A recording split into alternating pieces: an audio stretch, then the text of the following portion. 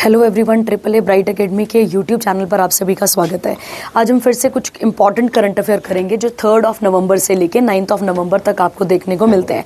I hope आपने अपनी पुरानी वाली शीट को कवर कर लिया होगा और उसके साथ जो जो स्टैटिक ऐड होता होगा वो आप ऐड कर चुके होंगे। ये आपके पास आगे प्रीवियस वीक के क्वेश्चन, इसके आंसर आप हमें दे देंगे और इसके बाद हम अपने पहले इंपॉर्टेंट सेक्शन पर चलते हैं जिसका नाम आता है अपॉइंटमेंट और पर्सन इन न्यूज़ के बारे में बात करना शुरू करते हैं। ठीक है, तो चलिए पहले इंपॉर्टेंट करंट अफेयर किसके साथ है तो आप गौर करेंगे। यहाँ पर जो पहला इंपॉर्टेंट करंट अफेयर है वो एक्चुअली में एक फिट इंडिया मिशन है, उसके साथ एसोसिएटेड है। ठीक है, अब गौर करते हैं इसके साथ का और इसे जोड़ते हैं और इसे ध्यान से पढ़ते हुए वाइंड अप करते हैं। देखिए क्या लिखा हुआ है, कहता है जो यूनियन मिनिस्टर है जिनका नाम क्या आता है डॉक्टर मनसुख मंडाविया, जो कि मिनिस्ट्री ऑफ यूथ अफेयर और स्पोर्ट्स भी है, प्लस उनके पास एक और मंत्रालय है मिनिस्ट्री ऑफ लेबर और एम्प्लॉयमेंट। इन्होंने रोहित शेट्टी, उसके बाद हरभजन, आप सबको पता है रोहित शेट्टी कौन, एक फिल्म मेकर है अपने पास, उसके अलावा हरभजन सिंह जो कि कौन आते हैं क्रिकेटर, और उसके अलावा एक ओलंपिक मेडलिस्ट आती हैं जिनका नाम क्या आता है सानिया नेहवाल। इनको फिट इंडिया का आइकन बनाया है। फिट इंडिया का मतलब क्या हो गया बेटा, अगर हम समझें फिट इंडिया का मतलब इस तरीके से समझ सकते हैं आप यहाँ पर कि ये जो मिशन है, जिस मिशन की हम यहाँ पर बात कर रहे हैं जिसका नाम क्या है यहाँ पे फिट इंडिया मिशन, इसका एक्चुअली में एम क्या है बेटा, तो इसका एम है हम लोगों को इस मिशन को लॉन्च क्यों किया गया था ताकि लोगों को किफ़ायती दामों में, किफ़ायती बोलने का मतलब हो गया एक रीजनेबल रेट पे, प्लस उनके पास यहाँ पर आराम से वो अपने क्या कर सके, यहाँ पर आराम से फिजिकल एक्टिविटीज़ को कर सकें और या फिर मतलब फिजिकल एक्टिविटीज़ को कर सकें या स्पोर्ट्स की तरफ अपना ध्यान दें ताकि उनकी बॉडी यहाँ पर क्या रहे, फिट रहे। तो एक आप ऐसा कह सकते हैं कि ये जो स्टेप लिया गया है, ये स्टेप एक्चुअली में इंडिया को और ज़्यादा या इंडिया के लोगों को और ज़्यादा फिट रखने के लिए और फिजिकल एक्टिविटीज़ को प्रमोट करने के लिए लाया गया है। तो कहता है यहाँ पर, और ये कॉन्क्लेव कहाँ पर हुई है, तो ये हुई है कहाँ पर, नई दिल्ली में। कहता है the event celebrated India's expanding fitness and wellness movement, किसके अंदर यहाँ पर फिट इंडिया मिशन, और ये एक सिग्निफिकेंट स्टेप है किसके लिए बच्चा, फिट और विकसित भारत एज अ थीम। तो थीम भी हमें क्लियर होगी। उसके बाद कहता है जो यूनियन मिनिस्टर ऑफ स्टेट है जिनका नाम है Raksha Nikhil Khadse, MYAS honoured icons Saiyami Kher, Shivom, उसके बाद आएगा Vrinda Bhatt for promoting fitness and community wellness. ठीक है, तो सीधी सी बात हो गई यहाँ पर कि सोसाइटी को और ज़्यादा फिट करने के लिए इन सब इनिशिएटिव्स को लाया गया है। ठीक है, उसके अलावा फिट इंडिया चैंपियंस में कौन कौन आ जाते हैं, करण टैकर, उसके बाद विश्वास पाटिल, कृष्णा प्रकाश आ जाएंगे, जिनको एम्बेसडर भी बनाया जाता है ताकि वो लोगों के जीवन को यहाँ पर क्या कर सकें, इंस्पायर कर सकें। इसमें आप एग्जाम्पल किसका ले सकते हैं, तो आप इसमें एग्जाम्पल ले सकते हैं किसका, विराट कोहली का भी। ठीक है, तो ऐसे फिट लोग जो कि क्या बन जाते हैं, आइकन बनते हैं किसके लिए, हमारे लिए, और कहीं ना कहीं लोग इनको क्या करते हैं, एडमायर करते हैं।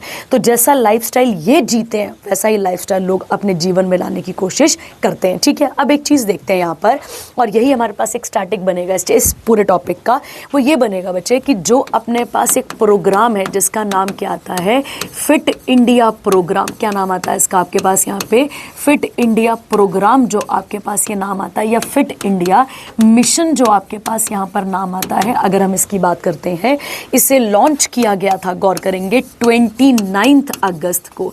कब लॉन्च किया गया था, 29 अगस्त 2019 को।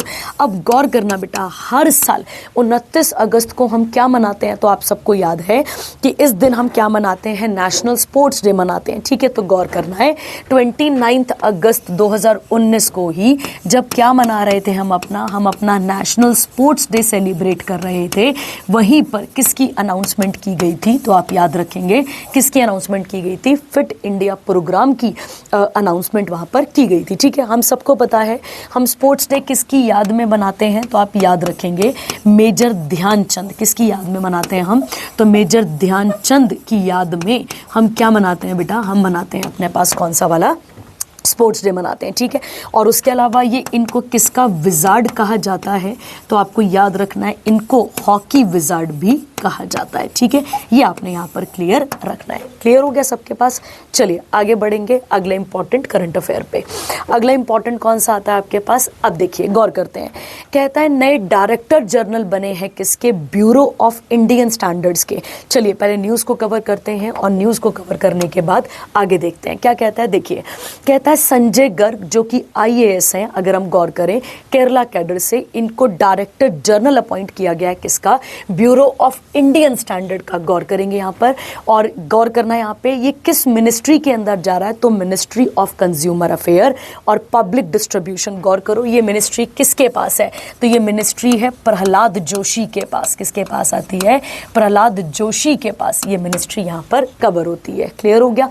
अगर हम बात करें इसके बारे में, his appointment was approved by, किसने अप्रूव करा है? तो एक अपॉइंटमेंट कमेटी होती है कैबिनेट की, जिसे हेड कौन करते हैं? Prime minister. उन्होंने यहाँ पर इसकी अनाउंसमेंट करी है। और इनसे पहले किसकी रिटायरमेंट होने वाली है? तो प्रमोद कुमार तिवारी की उनकी रिटायरमेंट होने वाली है और इनकी अपॉइंटमेंट यहाँ पे की गई है। और ब्यूरो ऑफ इंडियन स्टैंडर्ड के हेडक्वार्टर हमें कहाँ देखने को मिलते हैं? नई दिल्ली में देखने को मिलते हैं। और साथ ही इसकी स्थापना कब हुई थी? 1986 में। ठीक है, देखिए जब हम BIS की बात करते हैं तो BIS एक मार्क होता है। कभी अगर आपने गोल्ड भी खरीदा होगा या गोल्ड के साथ, या गोल्ड या फिर कोई भी अगर आपने सामान खरीदा होगा, तो वहाँ पर BIS मार्क की बड़ी वैल्यू होती है। तो आप ऐसा समझेंगे, जो BIS है ये एक्चुअली में एक ऐसा कह सकते हैं एक नेशनल स्टैंडर्ड बॉडी है जो किसी भी प्रोडक्ट और प्रोसेस को क्या करती है? स्टैंडर्डाइजेशन करती है। स्टैंडर्डाइजेशन मतलब उसकी हैसियत को क्या कर देती है? बढ़ा देती है। अगर हम बात करें किसी भी प्रोडक्ट की मार्किंग करता है ये, और किसी भी प्रोडक्ट को जो क्वालिटी सर्टिफिकेट है वो भी कौन प्रोवाइड करता है? BIS वहाँ पर प्रोवाइड करता है। कहता है इसी के थ्रू जो सामान हम तक पहुँचता है, वो गौर करेंगे, वो हमारे तक जो भी सामान पहुँचता है वो एक रिलायबल सामान हमें देखने को यहाँ पर मिलता है, या रिलायबल प्रोडक्ट हमें देखने को यहाँ पर मिलता है। क्लियर हो गया? चलिए आगे बढ़ते हैं। इसके बाद का अगला वाला, अगला कौन सा आता है आपके पास? यहाँ पे तंजानिया की प्रेसिडेंट बनी है। गौर करेंगे, ध्यान देंगे। कहता है सामिया सुलूह हसन जो है वो यहाँ पे दूसरी बार, मतलब फॉर हर सेकेंड टर्म क्या बनी है? यहाँ पे प्रेसिडेंट ऑफ तंजानिया बनी है। और इन्होंने वहाँ के जो नेशनल इलेक्शन है उनको वहाँ पर लीड कर लिया है या जीत लिया है। कहता है ये फर्स्ट वुमेन है जो प्रेसिडेंसी को संभालेंगी और 6th प्रेसिडेंट है कहाँ की? तंजानिया की। ये भी क्लियर हो गया।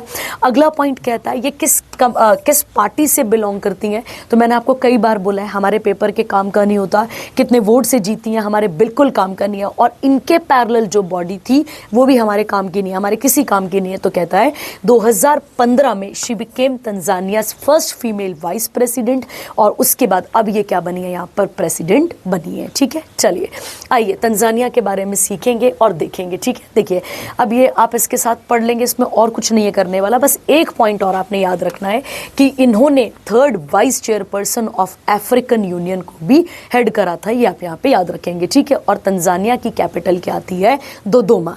अगर मैं आपको बताऊं तो तंजानिया की एक्चुअली में 2 कैपिटल्स हैं। गौर करेंगे इसकी कितनी कैपिटल है? तो आप याद रखेंगे 2 कैपिटल है। एक और आती है जिसका नाम है दर इस्लाम। ठीक है, दर इस्लाम, इस तरीके से इसका नाम भी दिया जाता है। तो गौर करेंगे 2 कैपिटल आ गई आपके पास यहाँ पे। जो आपके पास दोदोमा है, गौर करना, जो हमारे पास कौन सी वाली आती है? दोदोमा वाली आती है।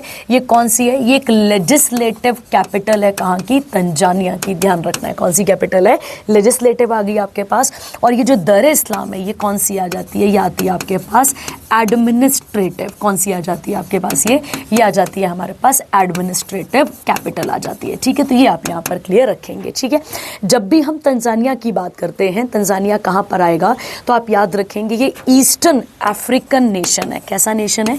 तो ये ईस्ट अफ्रीकन, ध्यान रखना है, ईस्ट अफ्रीकन नेशन है। तो कहाँ पर आ जाता है ये? तो ये आ जाता है कहाँ पर? ईस्ट अफ्रीका की तरफ ये आता है। क्लियर हो गया? उसके अलावा अगर हम बात करते हैं किसकी, इनकी करेंसी की बात करें तो गौर करना, इसकी करेंसी जो है वो कौन सी आ जाती है आपके पास यहाँ पे? तो इसकी करेंसी आ जाती है आपके पास यहाँ पे शिलिंग। और याद करो जब हम वर्ल्ड के बड़े बड़े माउंटेन्स की बात करते हैं तो इसी तंजानिया में अफ्रीका का हाईएस्ट माउंटेन आता है जिसका नाम नाम आता है किलीमंजारो। क्या नाम आता है इसका? किलीमंजारो। तो ये आप यहाँ पर क्लियर रखेंगे, ठीक है। जैसे हमारे यहाँ जाता है हमारे पास आ जाएगा कंचनजंगा वगैरह वगैरह, तो वैसे ही आप याद रखेंगे माउंट किलीमंजारो, जो कि पूरे के पूरे अफ्रीका की हाईएस्ट पीक है, वो कहाँ पर सिचुएटेड है? तो वो तंजानिया में सिचुएटेड है, ठीक है। चलिए आगे बढ़ते हैं। अगला वाला, अगला कहता है एस शंकर सुब्रमण्यम, जो कि एमडी और सीईओ हैं किसके? कोरोमंडल इंटरनेशनल लिमिटेड के। और उसके साथ साथ ये पार्ट है एक, मतलब ये जो इंटर कोरोमंडल वाला है, ये ग्रुप है किसका? मुरुगप्पा ग्रुप का। इनको क्या बनाया गया? इनको चेयरमैन बनाया गया है किसका? फर्टिलाइजर एसोसिएशन ऑफ इंडिया का। गौर करो बच्चे, हम सबको पता है कि हमारे पास जो मिट्टियाँ हैं, उन मिट्टियों में अगर हम सॉइल की बात करते हैं इंडिया की, तो इंडिया की बहुत सारी ऐसी सॉइल्स हैं जिनके अंदर न्यूट्रिएंट बहुत ज़्यादा कम है, बहुत ज़्यादा कम है, जिसके लिए हमें किसकी ज़रूरत पड़ती है? वहाँ पर फर्टिलाइजर्स की ज़रूरत पड़ती है अपनी भूमि को उपजाऊ बनाने के लिए। तो गौर करेंगे, जो फर्टिलाइज़र एसोसिएशन ऑफ इंडिया है वो क्या क्या काम संभालता है? तो वो काम संभालता है किसको यहाँ पर? कि जो फर्टिलाइज़र मैन्युफैक्चर कर रहे हैं, कौन उसको डिस्ट्रीब्यूट कर रहा है, कौन इक्विपमेंट, मतलब जो भी उसके इक्विपमेंट हो गए, मैन्युफैक्चर, सारा का सारा काम फर्टिलाइजर से जितना भी काम एसोसिएटेड है उसे कौन देखता है? फर्टिलाइजर एसोसिएशन ऑफ इंडिया देखता है। और इसका मेन काम क्या है? मेन काम क्या है? प्लांट्स को इतना न्यूट्रिएंट बनाना है, प्लांट्स को इतना न्यूट्रिएंट बनाना है कि इंडिया में जो फूड सिक्योरिटी है उसे क्या किया जा सके?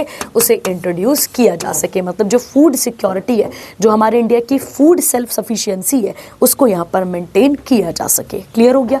उसके अलावा कहता है Shiba Prasad Mohanty, MD of Hindustan उर्वरक और रसायन लिमिटेड, ये जो है वो पहले किसके चेयरमैन थे? और उसके अलावा सोल को चेयरमैन भी थे इसके। तो अब आप इनका नाम याद रखेंगे हमारे पेपर के लिए, ठीक है। चलिए आगे बढ़ते हैं। अगला वाला कौन सा सेक्शन आता है अब अपने पास? National affairs. नेशनल वाले को भी पढ़कर वाइंड अप करते हैं। आइए गौर करते हैं क्या कहता है यहाँ पे। कहता है दिल्ली गवर्नमेंट ने लॉन्च करा है पिंक सहेली स्मार्ट कार्ड। गौर करो, पिंक सहेली स्मार्ट कार्ड नाम से क्लियर हो रहा है। पिंक सहेली है मतलब किसको डिनोट कर रहा होगा? ये विमेंस को डिनोट कर रहा होगा। पढ़ते हैं, देखिए क्या लिखा है। कहता है रेखा गुप्ता, जो कि सीएम है कहाँ की? दिल्ली की, उन्होंने लॉन्च करा है पिंक सहेली स्मार्ट कार्ड इनिशिएटिव को, ताकि फ्री और कन्वीनियंट ट्रैवल कर सकें कौन? यहाँ पे औरतें और ट्रांसजेंडर कम्यूटर्स। ऑन कौन सी बसों के अंदर? डीटीसी के अंदर, जो दिल्ली ट्रांसपोर्ट कॉरपोरेशन की जो बसेज हैं उनके अंदर, और जो क्लस्टर बसेज होती हैं उनके अंदर, ताकि प्रमोटिंग सेफर और इंक्लूसिव और एक्सेसिबल पब्लिक ट्रांसपोर्ट बनाना है किसको? यहाँ को, दिल्ली को, ठीक है। तो अब इसको ईजी भाषा में समझते हैं। देखिए एक्चुअली में दिल्ली की महिलाओं को, जो दिल्ली की जो महिलाएं हैं, अब गौर करना बेटा, दिल्ली की महिलाओं के लिए ये कैपेबल, ये उनके लिए होगा। और अगर मान लेते हैं कि मैं और आप दिल्ली के नहीं हैं, अगर मान लेते हैं मैं और आप दिल्ली के भी हैं, तो हमें क्या करना पड़ेगा? हमें क्या करना पड़ेगा यहाँ पे? Applicant required to be a bonafide resident of Delhi. तो हमारे पास क्या होना चाहिए? वहाँ का एक बोनाफाइड हमारे पास यहाँ पे होना चाहिए कि आप वुमेन या गर्ल या ट्रांसजेंडर हैं और आपकी एज कितनी है? 12 या 12 साल से अबव है, तो आपको यहाँ पर पूरा का पूरा ये कार्ड मिलकर आएगा, अदरवाइज ये कार्ड मिलकर नहीं आएगा। उसके बाद कहता है ये जो स्मार्ट कार्ड है, ठीक है, अब ये जो स्मार्ट कार्ड है, इस स्मार्ट कार्ड से पहले औरतों को पिंक कलर की ही क्या दी जाती थी? एक पेपर टिकट दी जाती थी। अब इसको रिप्लेस करके क्या लाने की बात की जा रही है? पिंक कार्ड लाने की बात यहाँ पे की जा रही है, ताकि औरतें जो हैं वो फ्री ऑफ कॉस्ट क्या कर सकें? यहाँ पे एक जगह से दूसरी जगह मूव कर सकेंगे। क्लियर हो गया आपके पास। अब मान लेते हैं जिस भी महिला के पास वो पिंक सहेली कार्ड होगा या पिंक सहेली स्मार्ट कार्ड होगा, महिलाओं को बसेस में चढ़ते समय, जैसे आप एक बार बस में चढ़ेंगे और बस में आपको कौन सी फैसिलिटी मिलनी है? वहाँ पे मुफ्त यात्रा की फैसिलिटी मिलेगी।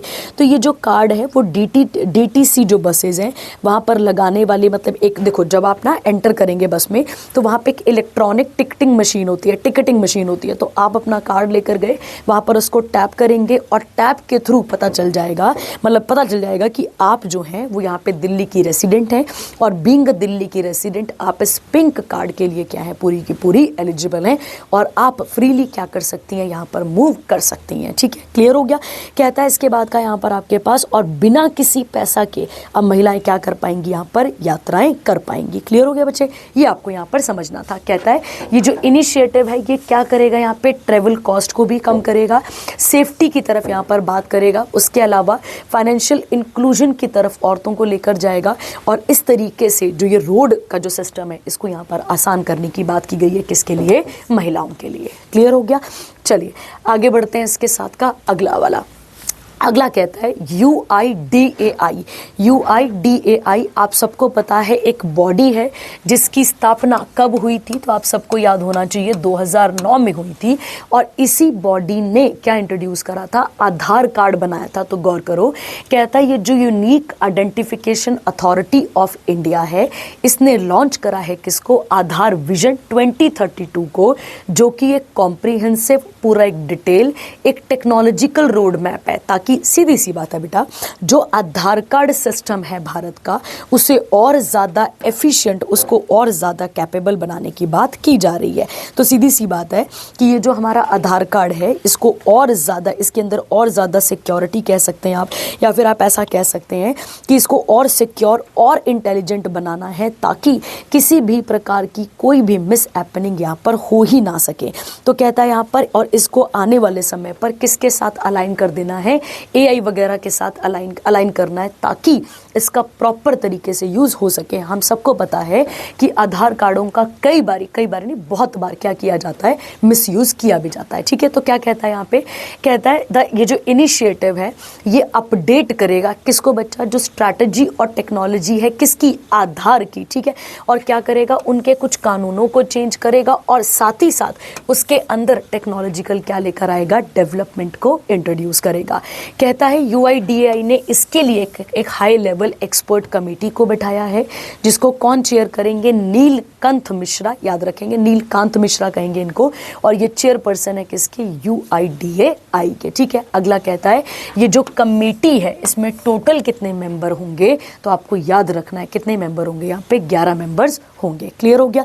और जब हम आधार कार्ड की बात करते हैं बच्चा, तो आधार कार्ड एक्ट कब आया था, तो आधार कार्ड एक्ट 2016 में इंट्रोड्यूस हुआ था, ये हमें यहाँ पर याद रखना है। ठीक है, तो आधार कार्ड को और ज़्यादा एफिशिएंट बनाने की कोशिश की जा रही है। ठीक है, चलिए अगला वाला अपने आप में बहुत ज़्यादा यूनिक करंट अफेयर है। हम सब ने सुना है कि इंसानों का सेंसस होता है, हमने सुना है कि किसका सेंसस होता है, यहाँ पे स्नो लेपर्ड या फिर जो जंगली जानवर होते हैं उनका भी क्या किया जाता है, उनका भी प्रॉपर तरीके से एक सेंसस कराया जाता है। तभी तो हम कह पाते हैं ना कि फलाने स्नो लेपर्ड इतने रह गए हैं हमारे पास, या फिर हम ये बोल पाते हैं कि जो अपने पास ये हैं टाइगर्स हैं, ये अपने पास इतने हैं। तो हम डेटा कैसे बता पाते हैं, क्योंकि उनका क्या किया जाता है, उनकी सेंसस किया जाता है। अब समझो बच्चे यहाँ पे क्या बोला गया है, कहता है जॉर्ज कुरेन जो कि मिनिस्ट्री ऑफ फिशरी और एनिमल हस्बेंड्री और डेयरिंग के साथ डील करते हैं, डेयरी के साथ डील करते हैं, इन्होंने 5वां मरीन फिशरी सेंसस को यहाँ पर लॉन्च करा है। ठीक है, अब गौर करने वाली बात है, जब इसे लॉन्च करा तो इसके साथ साथ 2 ऐप्स को भी यहाँ पर इंट्रोड्यूस करा। एक का नाम है village jetty appraisal navigator Bharat, और एक का नाम है व्यास सूत्र। तो अब इसको इजी भाषा में और तरीके से इसको समझते हैं ताकि हम इस न्यूज़ को भी क्लियर कर सकें। ठीक है, गौर करते हैं। देखिए एक्चुअली में एक प्रकार का ये जो सेंसस होने वाला है, गौर करते हैं इसको, ये जो एक्चुअली में एक प्रकार का सेंसस होने वाला है, ये अपने आप में बहुत ज़्यादा यूनिक सेंसस है। क्यों यूनिक सेंसस है समझते हैं। देखिए, क्योंकि ये पहला डिजिटलाइज्ड फिशरी सेंसस होगा, मतलब पहली बार ऐसा होगा कि जब किसके सेंसस कराए जाएंगे, फिश के सेंसस यहाँ पर कराए जाएंगे। इसकी एक थीम भी रखी गई है, थीम का नाम है स्मार्ट सेंसस स्मार्टर फिशरीज, ये इसकी थीम रखी गई है। ये 45 दिनों तक चलने वाला एक पूरा का पूरा डिज़ाइन रहेगा, जिसमें एक डिटेल में किसको इंट्रोड्यूस, किसके ऊपर डेटा लाया जाएगा, फिश जो भी अपना ब्लू रेवोल्यूशन जो फिशिंग सेक्टर है उसकी पूरी की पूरी इंफॉर्मेशन को लाया जाएगा। अब आप कहेंगे इसमें कोई बड़ी बात तो नहीं है कि फिशरीज का ही आ रहा है, पर ये अपने आप में यूनिक क्यों है, क्योंकि इसमें जो मछुआरे हैं बेटा उनका भी डेटा कलेक्ट किया जाएगा, जो कि अपने आप में एक यूनिकनेस को दिखाता है। तो गौर करते हैं क्या बोल रही हूँ मैं आपको। अब अगर हम बात करें तो इसके अंदर जो लॉन्च इंट्रोड्यूस की जाए, ऐप जो लॉन्च की जाएगी, इस ऐप में जितने भी फिशरीज़ वाले गांव होंगे और जितने भी फिश सेंटर्स बनाए जाएंगे उनका अच्छे तरीके से देखरेख की जाएगी। मतलब मान लेते हैं कि इंडिया में कितने कितने कोस्टल स्टेट्स हैं, याद करो कितने कोस्टल स्टेट और यूटी हैं, 13 कोस्टल स्टेट और यूटी हैं, जिसमें अंडमान निकोबार और लक्षद्वीप को भी जोड़ा जा रहा है। कहता है टोटल कितने मिलियन कितने मछुआरों के घर है वहाँ पर, या कितने मछुआरे हैं, तो 1.2 मिलियन। और कितने गांव हैं, तो गांव कितने हैं वहाँ पर, 5,000 वहाँ पर गांव हमें देखने को मिलते हैं। तो यहाँ पर क्या किया जाएगा बच्चे, इन ऐप्स के माध्यम से डेटा को बड़ी आसानी से क्या किया जाएगा, कनेक्ट यहाँ पर किया जाएगा, ताकि पता लग सके कि जो हम फिशरी सेक्टर की बात कर रहे हैं उस पर क्या क्या चीज़ें और यहाँ पर लाई जा सकती हैं। तो पहले क्या पढ़ा आपने यहाँ पर, पहले आपने पढ़ लिया ये वाला, उसके बाद ये भी कवर हो गया आपके पास। अब आते हैं तीसरे वाले पे, क्या कह रहा है यहाँ पे, कहता है व्यास भारत क्या करेगा। तो व्यास भारत क्या करेगा बेटा, जितने भी मछुआरे हैं, गौर करना, देखो ऐसे समझो सेंसस में कौन होंगे, सेंसस के अंदर कौन जाएगा बेटा काम करने के लिए, गवर्नमेंट का स्टाफ जाएगा। तो जो गवर्नमेंट का स्टाफ जाएगा वो वहाँ पर क्या करेगा बेटा, वो इन ऐप का प्रयोग करके उन लोगों से उनका सोशल प्लस इकोनॉमिक डेटा भी इकट्ठा करके लेकर आएगा। मतलब मछुआरों के पास, मतलब उनका जो, जैसे मान लो एक परिवार में 5 लोग हैं, मान लेते हैं एक परिवार में 5 लोग हैं, तो उन 5 में से कितने लोग वहाँ पर किस में एक्टिव हैं, फिशरीज़ में एक्टिव हैं, कितने लोग ऐसे हैं जो किसी और ऑक्यूपेशन पे भी लगे हुए हैं, और अगर आप फिशिंग करते भी हो तो फिशिंग क्या इक्विपमेंट है आपके पास, ये सारी की सारी इन्फॉर्मेशन कहाँ से ली जाएगी। तो आप याद रखेंगे कहाँ से ली जाएगी, ये इस सेंसस के दौरान लोगों से इकट्ठा किया जाएगा। ठीक है, तो ये आपने यहाँ पर पॉइंट क्लियर रखना है। ठीक है, और उसके अलावा एक और ऐप है यहाँ पर जिसका नाम क्या है, जिसका नाम है व्यास सूत्र। अब व्यास सूत्र का मेन काम क्या है, जितना टाइम आपको दिया गया, अगर आपको टाइम दिया गया था कि कितने नवंबर से कितने दिसंबर तक आपने काम करना है, तो लिखा था 3 नवंबर से लेकर 18 दिसंबर तक आपने काम करना है। तो इस टाइम पीरियड के अंदर आपका वो काम यहाँ पर खत्म हो जाना चाहिए, और उसी को सुपरवाइज और मॉनिटर करने का काम कौन सी ऐप करेगी, तो व्यास सूत्र करेगी। और व्यास भारत क्या करेगी, सारा डेटा इकट्ठा करेगी, उनका ऑक्यूपेशन, कितने लोग फिशरीज में लगे हुए हैं, क्या इक्विपमेंट है इसके अलावा, और उसके अलावा एक ड्रोन फैसिलिटी को भी यहाँ पर लाया जाएगा, ताकि ऊपरी तरीके से, अगर आप देखें इस तरीके से, तो ऊपरी तरीके से देखा जाए कि लोगों के पास किस प्रकार की बोट्स हैं और क्या उनका यूज़ है, और किस लेवल पे, मतलब वो बोट्स ठीक हैं भी या नहीं है, या क्या उनमें कमियां हैं और कैसे उसको चेंज किया जा सकता है, इसके बारे में वो डेटा यहाँ पर गैदर करेगा। ठीक है, चलिए आगे बढ़ते हैं अगले वाले पे। अगला कहता है बेटा, केरला पहला ऐसा राज्य बना है जिसने किसे खत्म करा है बच्चे, एक्सट्रीम पॉवर्टी को। यही वर्ड अपने आप में इंपॉर्टेंट है, कौन सी वाली पॉवर्टी को, एक्सट्रीम पॉवर्टी को क्या करा है, खत्म करा है। पॉवर्टी तो एक अलग बात नहीं आ गई, वो तो गरीबी हो गई। गरीबी के, जब भी हम गरीबी को डिफाइन करते हैं तो हम कहते हैं रोटी, कपड़ा, मकान, सैनिटरी फैसिलिटीज़, और उसके अलावा कौन सी आ गई, एजुकेशन। जो भी बंदा इन सब चीज़ों में लैक कर रहा है, हम उसको क्या बोल दे रहे हैं यहाँ पे, गरीब क्या दे रहे हैं।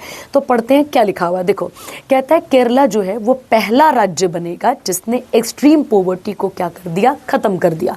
अब एक पहला क्वेश्चन, एक्सट्रीम पॉवर्टी होती क्या है, पहला क्वेश्चन ये है। देखो बेटा, एक्सट्रीम पॉवर्टी एक्चुअली में बेसिक नीड के बेसिस पे देखी जाती है। इजी भाषा में समझो इसको, इजी भाषा में समझते हैं यहाँ पर, इस तरीके से यही समझते हैं पिछले पेज पे ही। मतलब हमारे पास एक वर्ल्ड लेवल पे एक बॉडी है जिसका नाम क्या आता है अपने पास यहाँ पे, वर्ल्ड बैंक।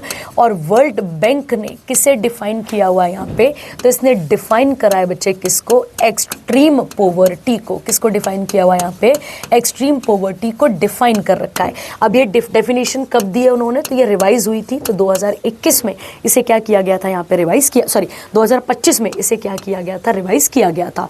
अब ये क्या कहती है समझना, ये कहती है कि अगर कोई भी व्यक्ति पर डे $3 से भी क्या कर रहा है यहाँ पर, कम कमा रहा है। और अगर इसे इंडियन करेंसी में देखा जाए तो इंडियन करेंसी में 200 कह सकते हैं यहाँ पे 257 रुपीज़ से भी अगर आप कम कमा रहे हैं तो आप किस कैटेगरी के अंदर आ जाते हैं, एक्सट्रीम पॉवर्टी की कैटेगरी के अंदर आ जाते हैं। ठीक है, पहले रेट कुछ और था, पहले डॉलर चल रहा था 2.15 करके 2.15 पर डे, ये पहले ये रेट चल रहा था। और अब क्या रेट चल रहा है यहाँ पे, $3 पर डे। तो गौर करना, अगर आप 257 रुपये भी अगर एक दिन में नहीं कमा पा रहे हैं तो आप किस कैटेगरी के अंदर चले जाएंगे? तो आप एक्सट्रीम पॉवर्टी के अंदर कैटेगरी के अंदर चले जाएंगे। ठीक है, तो आप पढ़ते हैं क्या लिखा हुआ यहाँ पे। तो कहता है जो केरला है उसने यहाँ पर एक्सट्रीम पॉवर्टी को क्या कर दिया? खत्म कर दिया। और इसके लिए एक प्रोग्राम चला जिसका नाम था EPEP। EPEP का फुल फॉर्म अगर हम गौर करते हैं तो इसका फुल फॉर्म आपके पास आएगा यहाँ पे, यहीं पे था, इरेडिकेशन। एक मिनट रुकिएगा, मैं इसका आपको डेफिनेशन लिखवा देती हूँ, जिसका EPEP का फुल फॉर्म आपके पास आएगा यहाँ पे। इसका फुल फॉर्म आपके पास रहेगा, सॉरी, एक तो आपके पास है EPAP आ जाएगा ना, एक आपके पास। तो EPAP कौन सा आ जाएगा आपके पास? ये वाला, जिसका नाम होगा एक्सट्रीम पॉवर्टी एलिवेशन प्रोजेक्ट, ये हो गया।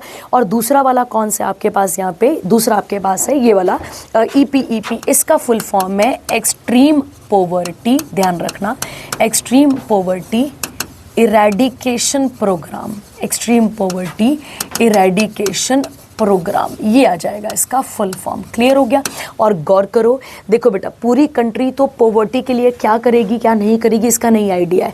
और आप सबको पता है एक सस्टेनेबल डेवलपमेंट गोल्स है हमारे पास, जो गोल नंबर 1 है वो किसके बारे में बात करता है? वो बात करता है यहाँ पे नो पॉवर्टी के बारे में बात करता है। तो नो पॉवर्टी को अचीव करने वाला कौन हो गया हमारे पास? यहाँ पे केरला बन जाता है। ठीक है, कहता है यहाँ पर, अब इसको और समझते हैं डिटेल में और गौर करते हैं। ठीक है, देखो बेटा क्या लिखा हुआ है, समझते हैं इसको। देखो क्या लिखा है यहाँ पे, लिखा हुआ है आपके पास कि अगर हम बात करें इस EPEP की बात करते हैं तो इसे लॉन्च किया गया था 2021 में। इस प्रोग्राम को लॉन्च किया गया था 2021 में।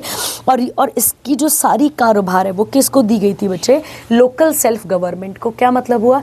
जो केरला की जो पंचायतें हैं उनको ये काम और ठेका दिया गया था कि आपने क्या करना है? आइडेंटिफाई करना है। तो जब उन्होंने आइडेंटिफाई करा तो आइडेंटिफिकेशन में 64,000 मतलब 64,000 ऐसे परिवार मिले जो कि एक्सट्रीम, क्या है यहाँ पर, एक्सट्रीम पुअर है, वहाँ पे वो मिलते हैं उनको वहाँ पर, जिनके पास फूड, हेल्थ, लाइवलीहुड और शेल्टर बिल्कुल भी नहीं है। तो 4 सालों तक इनके लिए एक प्रोग्राम इंट्रोड्यूस किया गया और उस प्रोग्राम का नाम था एक्सट्रीम पॉवर्टी एलिवेशन प्रोजेक्ट।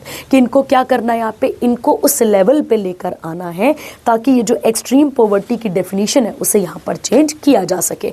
तो कहता है यहाँ पर, देखो लिखा ना कि कितने इंडिविजुअल्स थे, कितनी फैमिलीज थी यहाँ पर, और कहता है किस बेसिस पे देखा गया था कि क्या उनके पास खाना है, क्या उनके पास हेल्थ कैसी है उनकी, उसके अलावा हाउसिंग और लाइवलीहुड इंडिकेटर, इन सबको कवर किया गया था। कहता है 1000 करोड़ यहाँ पर खर्चा गया है और monitored by the CM's office और लोकल सेल्फ गवर्नमेंट डिपार्टमेंट। कहता है एज पर नीति आयोग 2023 का डेटा कहता है, जो मल्टी डायमेंशनल पॉवर्टी इंडेक्स था वो कहता है यहाँ पे, और नाम क्या है बेटा? मल्टी डायमेंशनल, मतलब एक पैरामीटर पे नहीं है ये मल्टीपल पैरामीटर पे क्या करता है? इंफॉर्मेशन को गैदर करता है या फिर रिपोर्ट को पेश करता है। तो वो कौन कौन से फैक्टर आ जाएंगे आपके पास यहाँ पे? इसके अंदर आ जाएगा मल्टी डायमेंशनल के अंदर, इसके अंदर आपके पास आ जाएगा, तो आप याद रखेंगे इसके अंदर एक तो आ जाएगा आपके पास स्टैंडर्ड ऑफ लिविंग, एक क्या आ जाएगा आपके पास? स्टैंडर्ड ऑफ लिविंग आ जाएगा, एक आपके पास आ जाएगा हेल्थ, याद रखना, और उसके अलावा एक आ जाएगा एजुकेशन। देखो बेटा ध्यान से सुनना, अगर मैं बात करूं मल्टी डायमेंशनल पॉवर्टी इंडेक्स की तो इसके बहुत सारे इंडिकेटर्स हैं, बहुत सारे, उन बहुत सारों को इन 3 के अंदर समेट दिया गया है और यही 3 मेन हम यहाँ पर देखकर चलते हैं। तो कहता है केरला ने जो रिकॉर्ड करा था वो लोएस्ट रिकॉर्ड करा था कितना? 0.55% के तहत यहाँ पर कवर किया था। ठीक है, और बेटा अगर हम बात करें पूरे वर्ल्ड की, अगर हम बात करते हैं तो 838 मिलियन, गौर करना, 838 मिलियन पीपल ऐसे हैं पूरे वर्ल्ड में जो एक्सट्रीम पॉवर्टी को क्या कर रहे हैं? झेल रहे हैं, अगर हम बात करें। और इंडिया की अगर हम बात करते हैं तो अभी कुछ दिनों पहले हमने एक डेटा पढ़ा था, उस डेटा के अकॉर्डिंग, गौर करो, उस डेटा के अकॉर्डिंग हमारे पास 16.2% लोग किस कैटेगरी में आते थे? एक्सट्रीम पॉवर्टी के अंदर आते थे, जो कि 2022 और 23 के अंदर घटकर कितने रह गए यहाँ पे? 2.3%। याद करो हमने ये डेटा करा हुआ है, किसी करंट अफेयर में कवर किया था हमने। तो गौर करते हैं 2022 और 23 का डेटा कहता है, अगर हम देखें ये जो 16% वाला है ये 2011 और 12 का है। तो ये क्या कहता है यहाँ पे कि 16.2% क्या यहाँ पर क्या बोलते हैं, लोग गरीब थे पूरे भारत में। मतलब गरीब मतलब एक्सट्रीम पुअर थे वो, मतलब वो एक दिन में 257 रुपये भी क्या नहीं कर पा रहे हैं, परचेज मतलब ले नहीं पा रहे हैं। तो कहता है यहाँ पे 2022-23 में ये डेटा कितना रह गया, यहाँ पे 2.3% रह गया। ठीक है, और मैंने आपको एक और चीज़ बताई, मल्टी डायमेंशनल पॉवर्टी इंडेक्स को कौन इंट्रोड्यूस करता है, नीति आयोग करता है। और साथ ही साथ इसके बहुत सारे पैरामीटर हैं, पर हमने 3 मेजर इंडिकेटर्स को कवर करना है। कौन कौन सा, स्टैंडर्ड ऑफ लिविंग, उसके बाद एजुकेशन और उसके बाद आ जाएगा हेल्थ। ठीक है, चलिए अगला वाला, अगला आता है इंडिया की पहली यूनिवर्सिटी जिसने क्या करा है, यहाँ पे कैंपस टैंक को लॉन्च करा है। किसको लॉन्च करा है, यहाँ पे कैंपस टैंक को। आइए पढ़ते हैं, समझते हैं। कहता है चंडीगढ़ यूनिवर्सिटी यूपी वाली, इंडियाज फर्स्ट AI और ऑगमेंटेड मल्टी डिसिप्लिनरी यूनिवर्सिटी जिसने कैंपस टैंक को यहाँ पर ओपन करा है ताकि यंग इनोवेटर्स, गौर करो, मेक इन इंडिया इनिशिएटिव, कुछ याद है आप सबको, मेक इन इंडिया इनिशिएटिव अगर आपको याद होगा तो मोदी सरकार ने इंट्रोड्यूस करा था, तो उसी के अंदर इस चीज़ को लाया गया है। तो क्या किया जाएगा बच्चे, बोला गया है कि एडवांस टेक्नोलॉजी और AI पावर टूल से किसको इंस्पायर किया जाएगा, यंग इनोवेटर्स को, ताकि वो रियल लाइफ जो भी उनकी प्रॉब्लम्स हैं उनको सॉल्व कर सकें, रिसर्च कर सके, डेवलपमेंट कर सके और नई नई इनोवेशन की तरफ बढ़ सके। कहता है ये एक ऐसा प्लेटफॉर्म होगा जहाँ पर जो है जो एस्पायरिंग एंटरप्रेन्योर्स हैं उनको फाइनेंशियल सपोर्ट और उनको अगर किसी मेंटरशिप की ज़रूरत है तो उन्हें वो भी यहाँ पर प्रोवाइड किया जाएगा। और इसके लिए टोटल फंड कितना एलोकेट किया गया है, तो $6 मिलियन यहाँ पर लाया गया है। तो सीधी सी बात है, क्या करने की बात हो रही है यहाँ पे बात की जा रही है कि उन लोगों को, जितने भी यंग इनोवेटर्स हैं, वो अपने आइडियाज़ को पेश करेंगे यहाँ पर, और उन आइडियाज़ को कौन देखेगा यहाँ पर, ये जो बड़े बड़े एंटरप्रेन्योर्स बैठे हुए हैं वो देखेंगे भी और फिर वो इनको गाइड कर भी सकते हैं। ठीक है, चलिए आगे देखते हैं अगला वाला। अगला कहता है इंडिया का पहला silicon carbide semiconductor manufacturing plant कहाँ पर बनने जा रहा है, तो आप याद रखेंगे भुवनेश्वर। और भुवनेश्वर किसकी राजधानी है, उड़ीसा की राजधानी है, वहाँ पर बनने वाला है। कहता है इस प्रोजेक्ट को अप्रूवल मिला है किसके अंदर, तो इंडिया का सेमीकंडक्टर जो मिशन है उसके अंदर। और ये मिनिस्ट्री मिनिस्ट्री कौन सी वाली है यहाँ पे, तो आप याद रखेंगे मिनिस्ट्री ऑफ इलेक्ट्रॉनिक्स, और उसके अलावा कौन सी आ जाती है यहाँ पे, इलेक्ट्रॉनिक्स, और एक आ जाएगी आपके पास इंफॉर्मेशन वाली, जो कि इंफॉर्मेशन टेक्नोलॉजी वाली, जो कि किसके पास है, तो आपको याद होगा ये किसके पास है, अश्विनी वैष्णव के पास है। ठीक है, अश्विनी वैष्णव के पास है। ठीक है, अब देखिए क्या कहता है यहाँ पे ये जो सिलिकॉन, गौर करना, सिलिकॉन कार्बाइड सेमीकंडक्टर। देखो बच्चा, इसको इजी भाषा में पहले समझते हैं। आप सबको पता है सेमीकंडक्टर क्या है बच्चे, तो सेमीकंडक्टर एक छोटी सी चिप होती हैं जो हमारे डिवाइसेस को, जैसे कि फ़ोन हो गया, लैपटॉप हो गया, इन सबको क्या करती हैं और ज़्यादा स्मार्ट बनाती हैं और हमारे लिए एफिशिएंट बनाती हैं। और ये एक मटीरियल होते हैं जो इलेक्ट्रिसिटी को क्या करते हैं, सेमीकंडक्टर क्या करते हैं बच्चा, इलेक्ट्रिसिटी को कंट्रोल करते हैं। मतलब ना ही ये इलेक्ट्रिसिटी को ज़्यादा फ्लो करने देते हैं और ना ही ब्लॉक करते हैं, बल्कि परफेक्ट एक बैलेंस बनाते हैं ताकि जो डिवाइसेस हम यूज़ कर रहे हैं वो और भी अच्छे तरीके से यूज़ यहाँ पर कर सकें। ठीक है, अब गौर करते हैं क्या इंट्रोड्यूस करने की बात हो रही है यहाँ पर, तो यहाँ पर इंट्रोड्यूस करने की बात हो रही है सिलिकॉन कार्बाइड को। देखो बेटा, सिलिकॉन कार्बाइड एक गेम चेंजर होगा, मतलब एक ऐसा कह सकते हैं केमिकल कंपाउंड है, और आप ऐसा कह सकते हैं ये आने वाले टाइम पर गेम चेंजर होगा, क्योंकि इसके अंदर एक नहीं अनगिनत प्रॉपर्टी है। किसके अंदर, सिलिकॉन कार्बाइड के अंदर। एग्जांपल लेते हैं इसका, जैसे ये हाई टेम्परेचर परफॉर्मेंस, बोलने का मतलब हो गया ये जो चिप्स होंगी, मतलब ये जो सिलिकॉन जो अपने पास कार्बाइड जो सेमीकंडक्टर चिप्स होंगी, ये इतनी ज़्यादा कैपेबल है कि ये हाई टेम्परेचर तक को क्या कर सकती हैं, हैंडल कर सकती हैं। मतलब इसे electric vehicle, renewable energy system और उसके अलावा इंडस्ट्रियल जो मशीनरी है वहाँ पर भी लगाया जा सकता है। है, तो ये इतनी कैपेबल है। दूसरा, ये जो मतलब ये बहुत ही कम एनर्जी का प्रयोग करती है और एनर्जी लॉस भी नहीं होने देती है, तो ये बैलेंस बनाकर रखती है। उसके अलावा इसका डिज़ाइन बहुत छोटा और लाइटर है, जो कि क्या कर सकता है, हमारे इलेक्ट्रिक सिस्टम को और ज़्यादा पावरफुल बना सकता है। ठीक है, अगर हम बात करें यहाँ पर, तो ये इसके बारे में यहाँ पर लिखा हुआ है। कहता है ये प्रोजेक्ट कौन लॉन्च कर रहा है, तो इस तरीके से ये तो खैर पढ़ने वाला ही डेटा आ गया आपके पास, पर आपको ये पता होना चाहिए कहाँ पर खुलने जा रहा है, उड़ीसा में। ये आपने यहाँ पर क्लियर रखना है। ठीक है, और उड़ीसा डे कब मनाते हैं हम, तो आप याद रखेंगे 1 अप्रैल, और इसकी स्थापना कब हुई थी, 1936। तो हम हर साल 1 अप्रैल को क्या मनाते हैं, उड़िया डे या उड़ीसा डे भी मनाते हैं। ठीक है, चलिए अगला वाला, टोटल इन्वेस्टमेंट कितनी रहेगी, ये आप इसके साथ पढ़कर वाइंड अप कर लेंगे। अगला आता है, इंडिया का डिजिटल म्यूजियम खोला जा रहा है, किसके लिए, ट्राइबल फ्रीडम फाइटर के लिए। देखिए, आप एक चैप्टर पढ़ते हैं मॉडर्न हिस्ट्री के अंदर, जिस चैप्टर का नाम आता है सोशियो रिलीजियस मूवमेंट। क्या नाम आता है उसका, सोशियो रिलीजियस मूवमेंट नहीं आएगा, रिवोल्ट बिफोर 1857। आप एक चैप्टर वहाँ पर कवर करके जाते हैं। उस चैप्टर के अंदर हम लोकल फ्रीडम फाइटर्स को पढ़ते हैं, जिन्होंने अपने अपने लेवल पे या अपने एरिया के लेवल पर ब्रिटिशर्स और उसके अलावा जो भी आउटसाइडर वहां पर आ रहा था उसके साथ क्या करा है, युद्ध करा है। तो गौर करते हैं, समझते हैं। देखिए, कहता है प्राइम मिनिस्टर नरेंद्र मोदी ने इनॉग्रेट करा है किसको, शहीद वीर नारायण सिंह मेमोरियल और ट्राइबल फ्रीडम फाइटर म्यूजियम को। ये पहला डिजिटल ट्राइबल म्यूजियम होगा, जिसको कहां पर खोला गया है, रायपुर अटल नगर छत्तीसगढ़ में। और किसका फाउंडेशन डे था उस दिन, तो 1 नवंबर को छत्तीसगढ़ का क्या था, यहाँ पर फाउंडेशन था। कहता है इसके साथ यहाँ पर क्या करा है, एक म्यूजियम पोर्टल भी बना है, फिर एक ई बुक भी खोली गई है जिसका नाम है आदि शौर्य, और उसके साथ एक हॉर्स माउंटेड स्टैच्यू बनाया गया है, किसका, शहीद वीर नारायण सिंह का। अब आपके दिमाग में आएगा कि हमने इनका नाम कहाँ पर पढ़ा हुआ है, तो गौर करो, जब आप किसे पढ़ते हैं, जब आप रिवोल्ट ऑफ 1857 पढ़ते हैं, तो रिवोल्ट ऑफ 1857 में ध्यान रखेंगे, रिवोल्ट ऑफ 1857 में छत्तीसगढ़ से शहीद होने वाले, गौर करना मैं इंडिया की बात नहीं कर रही हूँ, छत्तीसगढ़ से शहीद होने वाले पहले व्यक्ति कौन थे, तो आप याद रखेंगे वीर नारायण सिंह।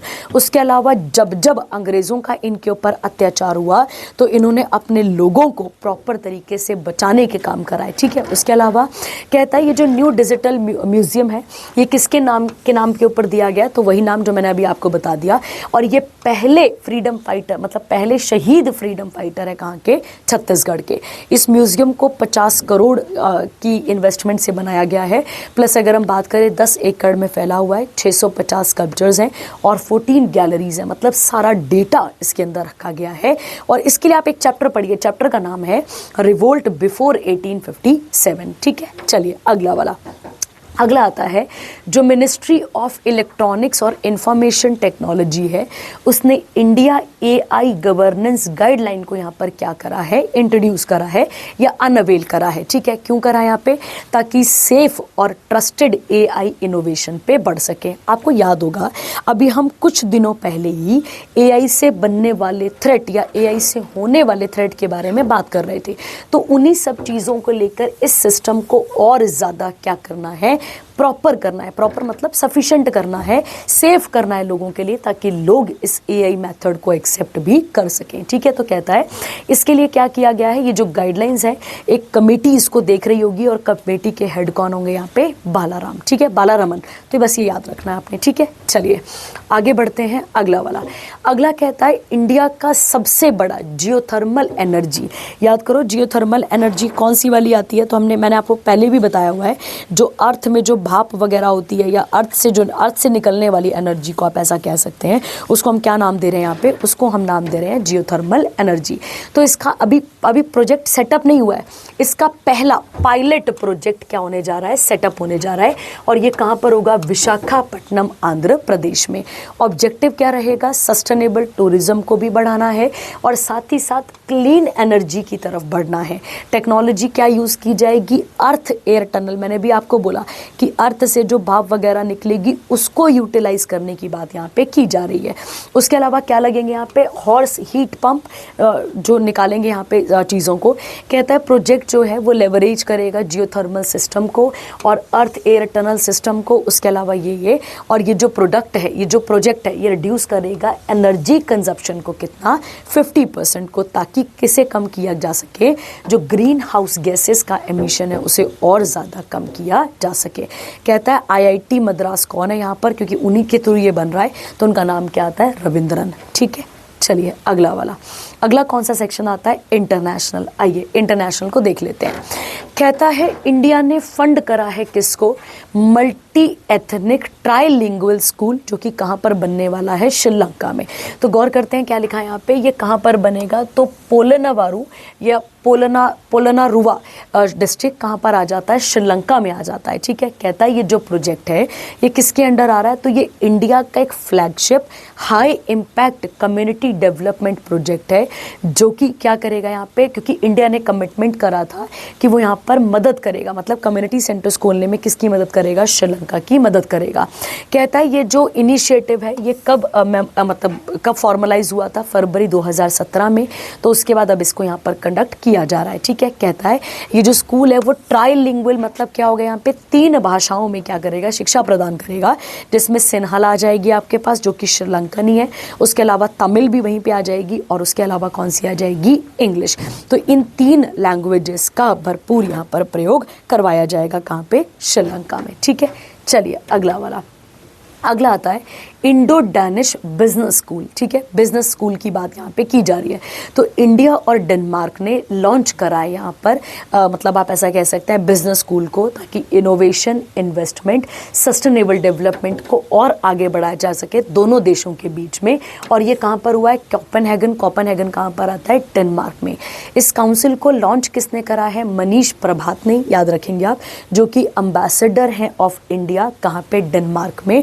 और क्यों, मतलब क्या था इस दिन, तो हमारे और डेनमार्क के 75 साल के जो डिप्लोमेटिक रिलेशंस हैं वो यहाँ पर क्या हो चुके हैं, टाई हो चुके हैं। ठीक है, तो फोकस सेक्टर क्या क्या रहेगा, लाइफ साइंसेस, उसके अलावा डीप टेक मतलब टेक्नोलॉजी, उसके अलावा आ जाएगा health care, green energy, fintech मतलब फाइनेंशियल टेक्नोलॉजी, उसके बाद है इकोसिस्टम आ जाएगा, सस्टेनेबिलिटी। ठीक है, उसके अलावा फ्रेडे सवेन जो कि former Danish ambassador to India है, वो इसे यहाँ पर क्या करेंगे, प्रमोट करेंगे। ठीक है, बस इसमें इतना ही करना है आपने।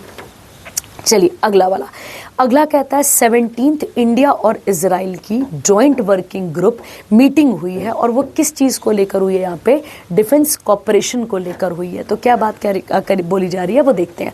कहता है ये कहाँ पर हुई है, तेल अवीव, और तेल अवीव कहाँ पर आता है, इजराइल में। कहता है ये 40th इसको कौन को चेयर कर रहे हैं, 40th defence secretary of India, जिनका नाम आता है राजेश कुमार सिंह, और डायरेक्टर जनरल ऑफ किसके यहाँ पर, मिनिस्ट्री ऑफ डिफेंस इजराइल के, जिनका नाम है अमीर बरम, ये आ जाते हैं वहाँ पर। और उसके साथ साथ और भी इसके साथ MOU जो है वो और भी बातों पे काम कर रहा है, जैसे कि डिफेंस इंडस्ट्री, जैसे ट्रेनिंग देना यहाँ पर। दूसरा क्या लिखा है, इंडस्ट्रियल कॉपरेशन बनाकर रखना, रिसर्च और डेवलपमेंट पे बढ़ना, साइंस और टेक की बात करना, AI आ जाएगा आपके पास, साइबर सिक्योरिटी और टेक्नोलॉजिकल इनोवेशन की तरफ बढ़ना। तो ये सारे मैटर इसके अंदर यहाँ पर बोले जा रहे हैं। ठीक है, चलिए आगे बढ़ते हैं इसके साथ का अगला वाला, अगला सेक्शन कौन सा आता है, अवार्ड्स। आइए अवार्ड्स को पढ़कर भी वाइंड अप करते हैं। देखिए क्या लिखा हुआ है, कहता है जो ministry of health and family welfare है, अगर आप सबको पता होगा तो कि जो कि family of health and family welfare है, ये किसके पास है, तो ये है जगत प्रकाश नड्डा के पास। किसके पास है, तो आप याद रखेंगे ये किसके पास है, ये आती है जगत प्रकाश नड्डा के पास है। ठीक है, जिनको हम JP नड्डा भी कहते हैं। तो JP नड्डा के पास ये मंत्रालय है, और इनकी कुछ ऐसा कह सकते हैं 3 कोई प्रोग्राम थे, हेल्थ रिलेटेड प्रोग्राम थे, जो कि विमेन और चिल्ड्रंस के लिए स्पेसिफिक थे, उसमें अचीवमेंट हुई है। इसीलिए क्या कर दिया गया है, इनको गिनीज वर्ल्ड रिकॉर्ड के अंदर ऐड किया गया है। तो पहली कौन सी आती है, पहली आती है स्वस्थ नारी, पहला आ गया। दूसरा है साक्षत परिवार अभियान। उसके अलावा आ जाएगा आपके पास एक हेल्थ एम्पावरमेंट कैंपेन है जो कि किसके साथ डील करता है, विमेन और चिल्ड्रन इन इंडिया के बारे में बात करता है। कहता है इसके अंदर बहुत ज़्यादा लोगों ने क्या करा, रजिस्टर करा। तो कहता है highest number of people to register for health care in single month, और कितने बोले गए हैं, 3.21 करोड़ से ज़्यादा। अगला कहता है जो मैक्सिमम स्क्रीनिंग हुई, मतलब लोगों की 1-to-1 बात हुई, वो किस चीज़ को लेकर हुई, यहाँ पे ब्रेस्ट कैंसर को। तो मोर देन 9.94 लाख पीपल ने यहाँ पर ब्रेस्ट कैंसर स्क्रीनिंग ऑनलाइन को यहाँ पर बात करी है। ठीक है, तो सीधी सी बात होगी बेटा, यहाँ पर अगर हम बात करते हैं तो यहाँ पर पूरी कोशिश किसके ऊपर की जा रही है, पूरी कोशिश यहाँ पे की जा रही थी किसके ऊपर, ताकि लोगों की हेल्थ वहाँ पर क्या रहे, ठीक रहे। उसके अलावा जो वाइटल साइन होते हैं छोटे मोटे, उसको लेकर 1.2 लाख पीपल ने यहाँ पर क्या करा था, साइन करा था, और उसके बाद उनकी भी स्क्रीनिंग क्या हुई है, यहाँ पर ऑनलाइन हुई है। अब अगर हम बात करें, इस प्रोग्राम को लॉन्च करा था प्रधानमंत्री नरेंद्र मोदी ने, और इसे एक नेशन वाइड कैंपेन था जो कि कंक्लूड हुआ कब, 2 अक्टूबर 2025 को। ठीक है, और इस इनिशिएटिव को मिनिस्ट्री ऑफ हेल्थ और family welfare plus ministry of women and child development ने लीड करा था। ठीक है, चलिए अगला आता है, लखनऊ को डेजिग्नेट किया गया है किस पे, यूनेस्को की क्रिएटिव सिटी। और क्रिएटिव सिटी किस मामले में, गैस्ट्रोनॉमी में। गैस्ट्रोनॉमी मतलब हो गया बेटा यहाँ पे क्यूजीन कह सकते हैं, खाना कह सकते हैं, दावत कह सकते हैं आप यहाँ पे।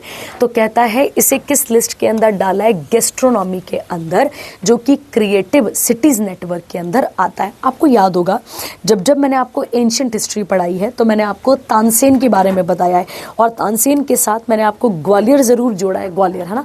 तो मैंने आपको बताया था कि ग्वालियर को सिटी ऑफ म्यूज़िक कहा जाता है। गौर करो, ग्वालियर को क्या कहा जाता है, सिटी ऑफ म्यूज़िक। वो टाइटल भी किसने दिया था, यूनेस्को की ही क्रिएटिव सिटीज़ नेटवर्क ने।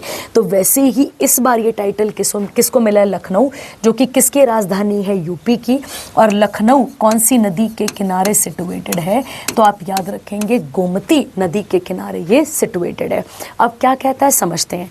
कहता है यहाँ पे ये जो अनाउंसमेंट है ये कब की गई, जब 43rd सेशन चल रहा था किसका, यूनेस्को का, और कहाँ पर हो रहा था, समरकंद उज्बेकिस्तान में।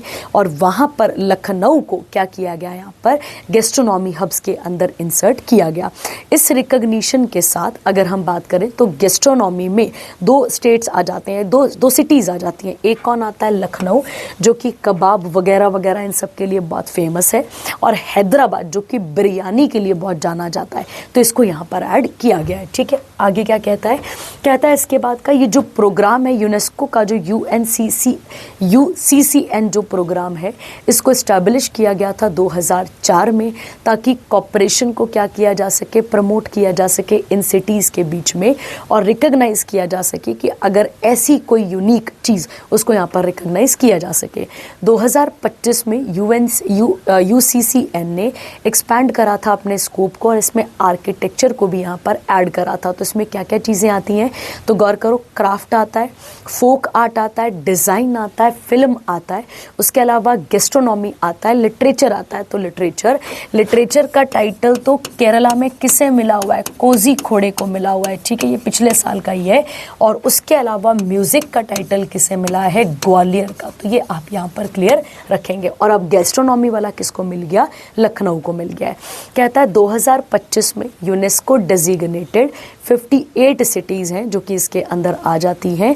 और अगर हम देखें यहाँ पे तो टोटल मेंबरशिप कितनी है इनकी, यहाँ पे 408। ठीक है, बाकी तो चलो नहीं भी याद रखना, बट ये याद रखना पड़ेगा कि लखनऊ किसके अंदर यहाँ पर ऐड किया गया है। ठीक है, चलिए, जब हम यूनेस्को की बात करते हैं तो यूनेस्को के हेडक्वार्टर हम सबको पता है कहाँ पर आते हैं, तो यूनेस्को के हेडक्वार्टर पेरिस फ्रांस में आ जाते हैं। और ये बॉडी कब बनी थी, तो आप याद रखेंगे 1945 में ये बॉडी हमारे पास बनी थी। ठीक है, चलिए आगे बढ़ते हैं। अगला कहता है इंडिया की 94th रामसर साइट बनी है। गौर करना, जो यूनियन मिनिस्टर हैं भूपेंद्र यादव, जिनके पास मिनिस्ट्री ऑफ एनवायरनमेंट, फॉरेस्ट और क्लाइमेट चेंज है, इन्होंने गोगाबी लेक जो कि कहाँ पर आती है, कटिहार डिस्ट्रिक्ट बिहार में आती है, इसको रामसर कन्वेंशन के अंदर डाला है। मैं आपको कई बार बता चुकी हूँ कि हर साल हम 2 फेब को क्या मनाते हैं, वर्ल्ड रामसर डे मनाते हैं। और रामसर नहीं लिखा होगा तो वहाँ पे लिखा होगा वेटलैंड डे मनाते हैं। क्या मनाते हैं इस दिन हम यहाँ पर? वेटलैंड डे भी मनाते हैं। तो कहता है इस एडिशन के साथ बिहार के पास अब कितनी रामसर साइट हो चुकी हैं? 6। और अगर हम बात करें पूरे इंडिया में इसका रैंक क्या है? बिहार का तीसरा रैंक है। पहले नंबर पे कौन है? तमिलनाडु। और दूसरे नंबर पे कौन है? उत्तर प्रदेश है। कहता है इंडिया में अब कितनी साइट्स हो चुकी हैं? 94। कितना एरिया कवर कर रही हैं? 136010 805 हेक्टेयर्स का एरिया कवर कर रही हैं। कहता है इंडिया में highest number of Ramsar site है अगर देखा जाए किस में? साउथ एशिया में देखा जाए। और देखा जाए तो हमारा रैंक एशिया में भी क्या आ जाता है? यहाँ पे फर्स्ट आ जाता है। बट अगर हम ग्लोबली देखें, पूरे वर्ल्ड में देखें, सारे कॉन्टिनेंट की बात करें तो हमारा रैंक तीसरा आता है, क्योंकि पहले नंबर पे है यूके और यूके के बाद आता है अपने पास मेक्सिको। तो ये आपने यहाँ पर याद रखना है, ठीक है। आगे इसके बाद का आगे कहता है 1981 में चिलिका लेक और कियोलाडियो नेशनल पार्क राजस्थान की ये पहली रामसर साइट बनी थी। कहाँ की? इंडिया की। क्लियर हो गया। उसके अलावा कहता है यहाँ पर आपके पास गोकुल जलाशय जो कि बक्सर डिस्ट्रिक्ट और उदयपुर झील जो कि कहाँ पर आते हैं? चंपारण, बिहार में आते हैं। ये 92 और 93 रामसर साइट अभी अभी बनी थी इसी साल की शुरुआत में। अगला कहता है ये जो रामसर कन्वेंशन है, ये जो वेटलैंड वाला प्रोग्राम है, ये 1971 में आया था। और 71 में कब? तो आप याद रखेंगे 2 फेब। इसीलिए हर साल 2 फेब हम क्या मना रहे हैं? यहाँ पे वर्ल्ड वेटलैंड डे मना रहे हैं। और ये लागू कब हुआ? तो 1975 में हुआ। और इसके हेडक्वार्टर कहाँ पर है? तो ग्लैंड, स्विट्जरलैंड में आते हैं। ये आपने यहाँ पे याद रखना है, ठीक है। चलिए अगला वाला। अगला कहता है फ्रांस शेविलियर। अब देखो इसी तो बहुत भारी सी बात हो जाएगी, इसको इजी भाषा में समझ लेते हैं और इजी भाषा में इसको यहाँ पर पढ़कर वाइंड अप करते हैं, ठीक है।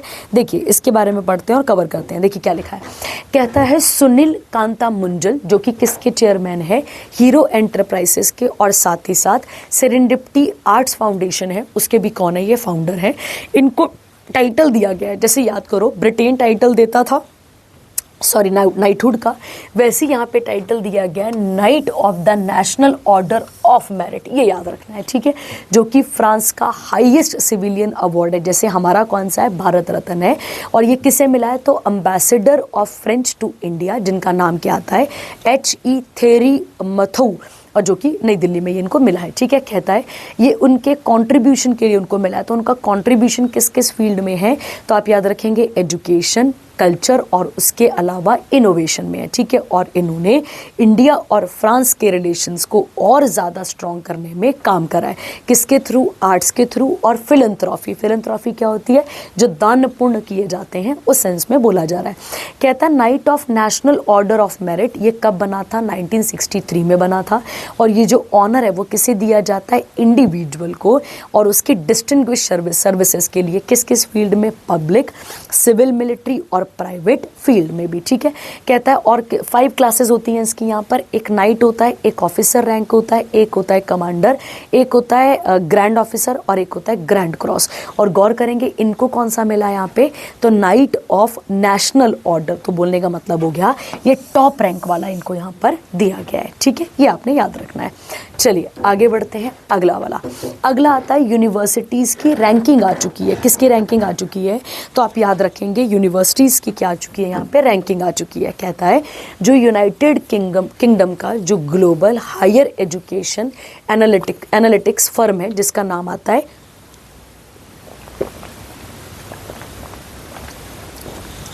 आता है QS, क्वैक्वेरेली असाइनमेंट्स भी इसको कहते हैं। इसने रिलीज करा है किसको? यहाँ पर QS world university ranking Asia region में। और कब तक के लिए? तो 2026 के लिए। अब गौर करते हैं, समझते हैं। कहता है जो IIT दिल्ली है वो यहाँ पे स्लिप कर गया है, किसमें? 59th रैंक पे आ चुका है और रैंक फर्स्ट कर रहा है अमंग द इंडियन यूनिवर्सिटीज़। ये आपने याद रखना है। कहता है विद द ओवरऑल स्कोर कितना है इसका? 78.6% इन 2026। गौर करो ये डेटा भी आया नहीं है, सॉरी ये डेटा आ चुका है, पर ये अगले साल का डेटा है, मतलब टैली इस तरीके से किया जा रहा है। आगे कहता है यूनिवर्सिटी ऑफ हांगकांग ये टॉप कर रही है। उसके बाद है पेकिंग जो कि चाइना की यूनिवर्सिटी है, और उसके बाद ननयांग जो आ जाएगी सिंगापुर की, और उसके अलावा ये थर्ड प्लेस में हमारे पास आता है। कहता है ये जो रैंकिंग है ये बताती है कि 7th एडिशन किसका 1529 यूनिवर्सिटीज़ का, और कितनी लोकेशन से इनको देखा गया था तो 25 लोकेशन से। और इंडिया की जो IIT दिल्ली है उसका रैंक क्या है यहाँ पे 59th है, याद रखना। पर अगर ओवरऑल इंडिया में देखा जाएगा तो इंडिया में इसका रैंक अच्छा है, ये बात आपने यहाँ पर समझनी है, ठीक है। आगे क्या कहता है इसके बाद का, आगे कहता है आपके पास चाइना में जो है वो हाईएस्ट रिप्रेजेंटेशन है विद 395 रैंक्ड यूनिवर्सिटीज़ हैं। उसके बाद इंडिया में 294 यूनिवर्सिटीज़ हैं, ये आप यहाँ पे याद रखेंगे। और कहता है इंक्लूडिंग 7 इंडियन इंस्टीट्यूशन जो कि टॉप 100 के अंदर आते हैं, जैसे IIT दिल्ली, IIT बेंगलोर, मद्रास, बॉम्बे, कानपुर, खड़गपुर, और उसके अलावा यूनिवर्सिटी ऑफ दिल्ली भी आती है, ठीक है। रैंक लिखे हुए हैं सबके। कहता है चंडीगढ़ यूनिवर्सिटी जो पंजाब है ये ओनली इंडिया का इंस्टीट्यूशन है जो top 10 to improve its rank, जो अपने रैंक को इम्प्रूव कर चुका है, ठीक है। चलिए आगे वाला, अगला कहता है 2025 की वर्ल्ड लीडर और पीस सिक्योरिटी अवार्ड दिया गया है, ठीक है। गौर करेंगे किसे मिला है तो गुरुदेव श्री रवि शंकर जो कि founder of art of living foundation है, इनको ये अवार्ड दिया गया है। कहाँ पर तो आप याद रखेंगे कैम्ब्रिज, कहाँ पर आता है USA में, ठीक है। तो बस इतना याद रखो, और पहले किस किस को मिल चुका है तो काम का नहीं है इतना, ठीक है। चलिए अगला वाला, अगला आता है स्वच्छ सर्वेक्षण हुआ है 2024 और 25 का। एक अभी हमने कुछ नहीं बहुत पहले करंट अफेयर में भी कवर करा था, वो अलग था, ये अलग है।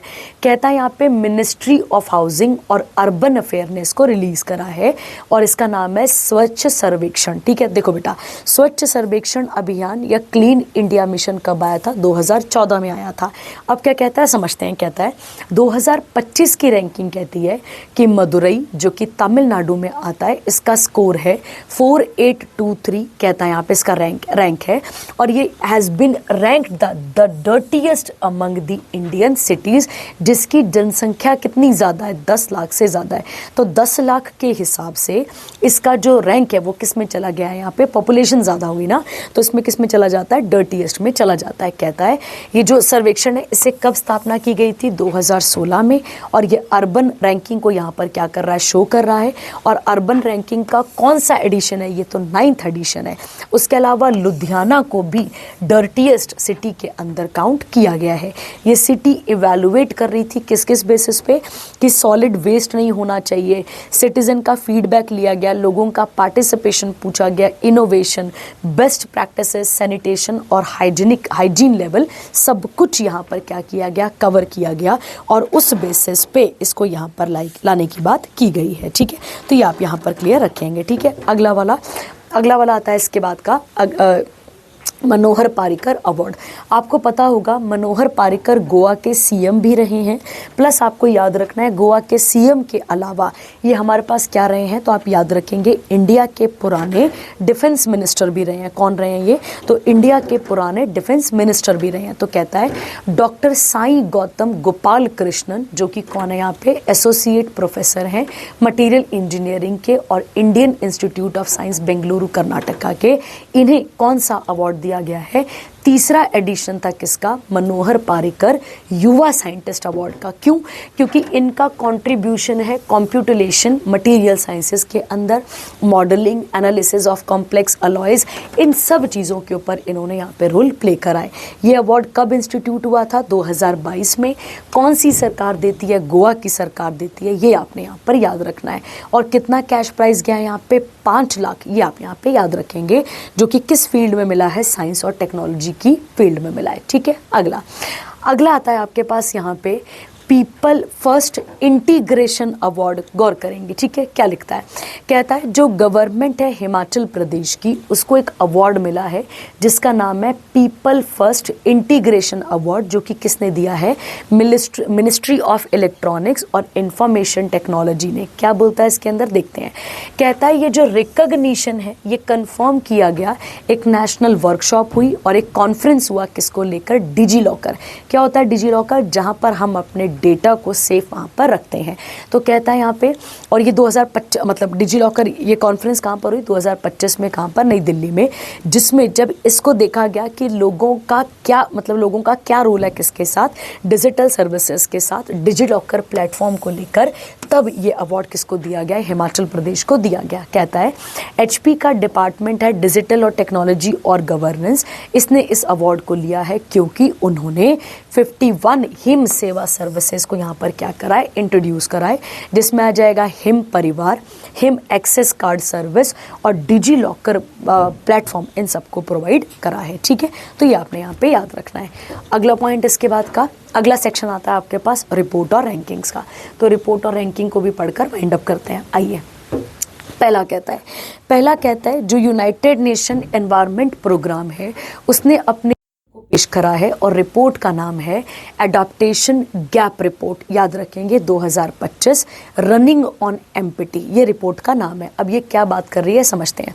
कहता है ये रिपोर्ट कह रही है, एस्टिमेट बताती है कि जो डेवलपिंग नेशंस हैं उनको अभी भी यूएस डॉलर 310 से लेके 365 बिलियन चाहिए एनुअली, ताकि वो 2035 तक क्या अडॉप्ट कर सकें, क्लाइमेट एडाप्टेशन कर सकें, और साथ ही साथ जो कि कितने टाइम ज़्यादा रहेगा, वो 12 टाइम हायर रहेगा अभी के कंपैरेटिव।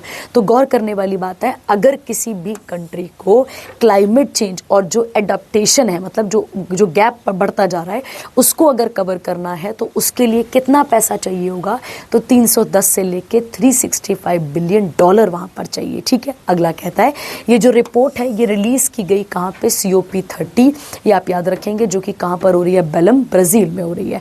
कहता है ये रिपोर्ट कॉशन देती है हमें that if current adaptation finance ऐसा ही चलता रहेगा तो हम अपनी चीज़ों को अचीव नहीं कर पाएंगे। तो कहता है the Glasgow climate pact goal of doubling 2019 adaptation finance to about, इतना यहाँ पर पैसा दिया जाएगा ताकि चीज़ों को अचीव किया जा सके। आपको याद होगा हम सस्टेनेबल डेवलपमेंट गोल्स की तरफ बढ़ रहे हैं, तो वो भी तो नहीं हो पाएगा ना कवर। कहता है ये रिपोर्ट रिव्यू करती है the new collective quantified goal set at COP29, जो कि बाकू अजरबैजान में हुई थी, जिसमें बोला गया था कि यूएस डॉलर 300 बिलियन दिया जाएगा। किसके लिए बेटा, यहाँ पे क्लाइमेट एक्शंस के लिए, और किन नेशंस को मिलेगा, जो कि डेवलपिंग नेशंस हैं उनको मिलेगा। ये रिपोर्ट हाईलाइट करती है 172 कंट्रीज को currently have at least one national adaptation policy होनी चाहिए, ताकि जो नेचर है, जो क्लाइमेट चेंज है, इन सबको अडॉप्ट किया जा सके। ये रिपोर्ट को the report has projected the private sector investment in national adaptation priorities, मतलब हमें इस तरीके का मैकेनिज्म लाना पड़ेगा ताकि जो प्राइवेट एंटिटीज़ हैं वो भी यहाँ पर पार्टिसिपेट कर सकें। ठीक है, चलिए आगे। अगला आता है इंडिया ने टॉप कर, अच्छा, इंडिया के जो टॉप 1% जो लोग थे उन्होंने ग्रू करा है अपनी वेल्थ को बढ़ाया है कितना, 62%। कब से लेकर कब तक, 2000 से लेकर अब तक। तो कहता है ग्रुप ऑफ 20 जो एक्स्ट्रा ऑर्डिनरी कमेटी है, जिसका जो कि independent expert on global inequality under south Africa presidency, इन्होंने अपनी रिपोर्ट को पब्लिश करा है। इनइक्वालिटी टाइटल है G20 extra ordinary committee on independent expert on global inequalities. अब इसका क्या काम है, देखो, कहता है ये जो रिपोर्ट है ये कब से कब तक का डेटा बता रही है, 23 सालों का डेटा बता रही है। तो ये कह रही है इंडिया के wealthiest 1% experience 62% increase in their wealth, तो उनकी कितना बढ़ोतरी हुई है, 62%। तो कहता है ये जो रिपोर्ट है ये कंपाइल की गई G20 इसी कमेटी के द्वारा, और कहता है यहाँ पे global inequality led by Nobel recipient है एक, जिनका नाम है जोसेफ, और जिन्होंने किसको पढ़ा, यहाँ पे इनकम और जो वेल्थ डिस्पैरिटीज़ है उसको यहाँ पर पढ़ना शुरू करा। तो कहता है नेशनली 83% ऑफ कंट्रीज़, वहाँ पर क्या है, हाई इनकम इनइक्वालिटी है, याद रखना है आपने। और मैंने आपको एक दिन बताया हुआ है कि इनकम और इनइक्वालिटी के लिए एक इंडेक्स है जिसका नाम क्या आता है, गिनी कोफिशिएंट इंडेक्स है ये। ठीक है, आगे कहता है इसके बाद का अगला, बिटवीन 2000 से लेके 2024 the richest 1% captured 41% of new wealth, ये देखेंगे। उसके बाद 2023 में कितना आ गया, यहाँ पे हाफ ऑफ द कंट्रीज का वेल्थ है, और 2.3 billion people face moderate to severe food insecurity, ये भी यहाँ पर देखने को मिलता है। तो एक भारत जो अपने आप में अमीर हो रहा है, और एक भारत वो जो कि खाने के लिए तरस रहा है, ये यहाँ पर बताया गया है। ठीक है, अगला अगला आता है Gujarat cooperative milk marketing federation limited, जो कि मार्केट करता है किसके अंदर, अमूल ब्रांड के अंदर। इसको वर्ल्ड का number 1 cooperative based GDP per capita performance, ये अवार्ड इसको यहाँ पर मिला है। और ये अवार्ड कहाँ पर दिया गया, international cooperative alliance world cooperative monitor 2025 के अंदर। ठीक है, क्या कहता है यहाँ पे समझते हैं। कहता है ये जो प्रेस्टिजियस रैंकिंग है ये अनाउंस करी है किसने, ICA कोऑपरेटिव माइलस्टोन 50 ने, जो कि कहाँ पर हुई, इसकी कॉन्फ्रेंस दोहा कतर में हुई थी। कहता है world cooperative monitor is prepared by the ICA, और उसके अलावा किसने इसको तैयार करा है। ठीक है, तो ये आप यहाँ पर याद रखेंगे। ठीक है, अगला कहता है WMC प्रोवाइड, और भी इसके साथ रैंकिंग हुई है यहाँ पर। कहता है जो इंडियन फार्मर फर्टिलाइजर इफ्को है वो सेकेंड यहाँ पे रैंक कर रही है। और ये जो कोऑपरेटिव अलायंस हुआ है इसके हेडक्वार्टर कहाँ पर आते हैं, ब्रुसेल बेल्जियम में हमें देखने को मिलते हैं। ठीक है, चलिए अगला वाला।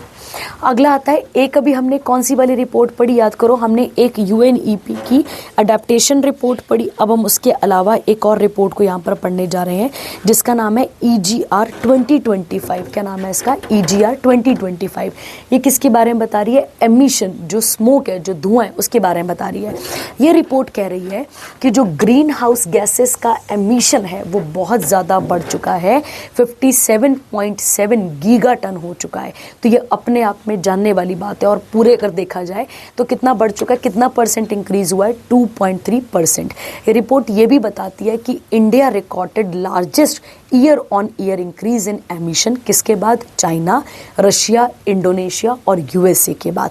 ये रिपोर्ट ये भी बताती है कि even if countries fully implemented their updated national determined contributors, तो एवरेज ग्लोबल टेम्परेचर कितना डिग्री चला जाएगा, 2.5% यहाँ पर चला जाएगा। ठीक है, तो ये यहाँ पर बताने की बात की गई है। कहता है ये जो प्रोजेक्शन है ये बता रही है हमें यहाँ पे कि हर साल चीज़ें क्या होती जा रही हैं, ये बढ़ती जा रही हैं और ये प्रॉब्लमेटिक हो सकती हैं।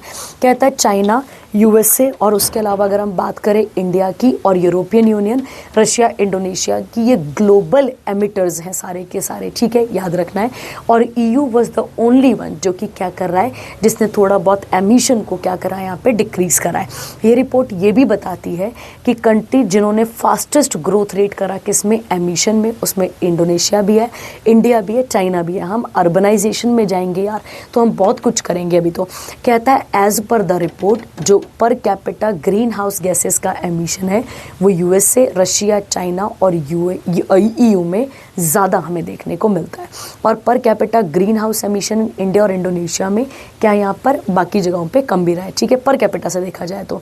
और ये रिपोर्ट जो है वो बताती है कि 2.3 degree 1.3 degree Celsius target countries are required to reduce, इतना उनको यहाँ पर कम करना पड़ेगा, तभी जाकर बात बन पाएगी। ठीक है, चलिए अगला सेक्शन कौन सा आता है, साइंस और टेक के बारे में बात कर लेते हैं। ठीक है, देखिए इसरो के हाथ एक और बहुत बड़ी अचीवमेंट आई है, गौर करेंगे इसके बारे में और ये क्या है इसको समझते हैं। देखिए इंडिया की एक और अचीवमेंट में या इसरो की एक और अचीवमेंट में ये ऐड हुआ है क्योंकि भारत अभी तक दूसरे देशों पे क्या था, डिपेंडेंट था। किस चीज़ को लेकर, हैवी सैटेलाइट्स को लेकर। तो गौर करते हैं इंडिया ने खुद बनाई है इंडिजीनियसली, मतलब कह सकते हैं आप यहाँ पे इस सैटेलाइट को बनाया है, जिस सैटेलाइट का नाम है CMS-03, याद रखेंगे, जिसका एक और नाम है GSAT-7R, याद रखेंगे, जो कि कितने ग्राम है, 4410 किलोग्राम है।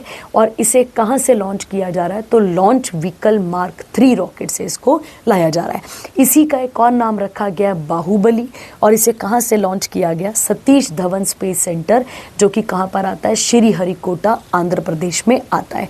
कहता है ये जो रॉकेट है इसका पुराना नाम अगर हम देखें तो इसको जियोसिंक्राइज सैटेलाइट लॉन्च व्हीकल भी कहते हैं। किसकी बात हो रही है, ये जो लॉन्चिंग पैड है उसकी बात हो रही है।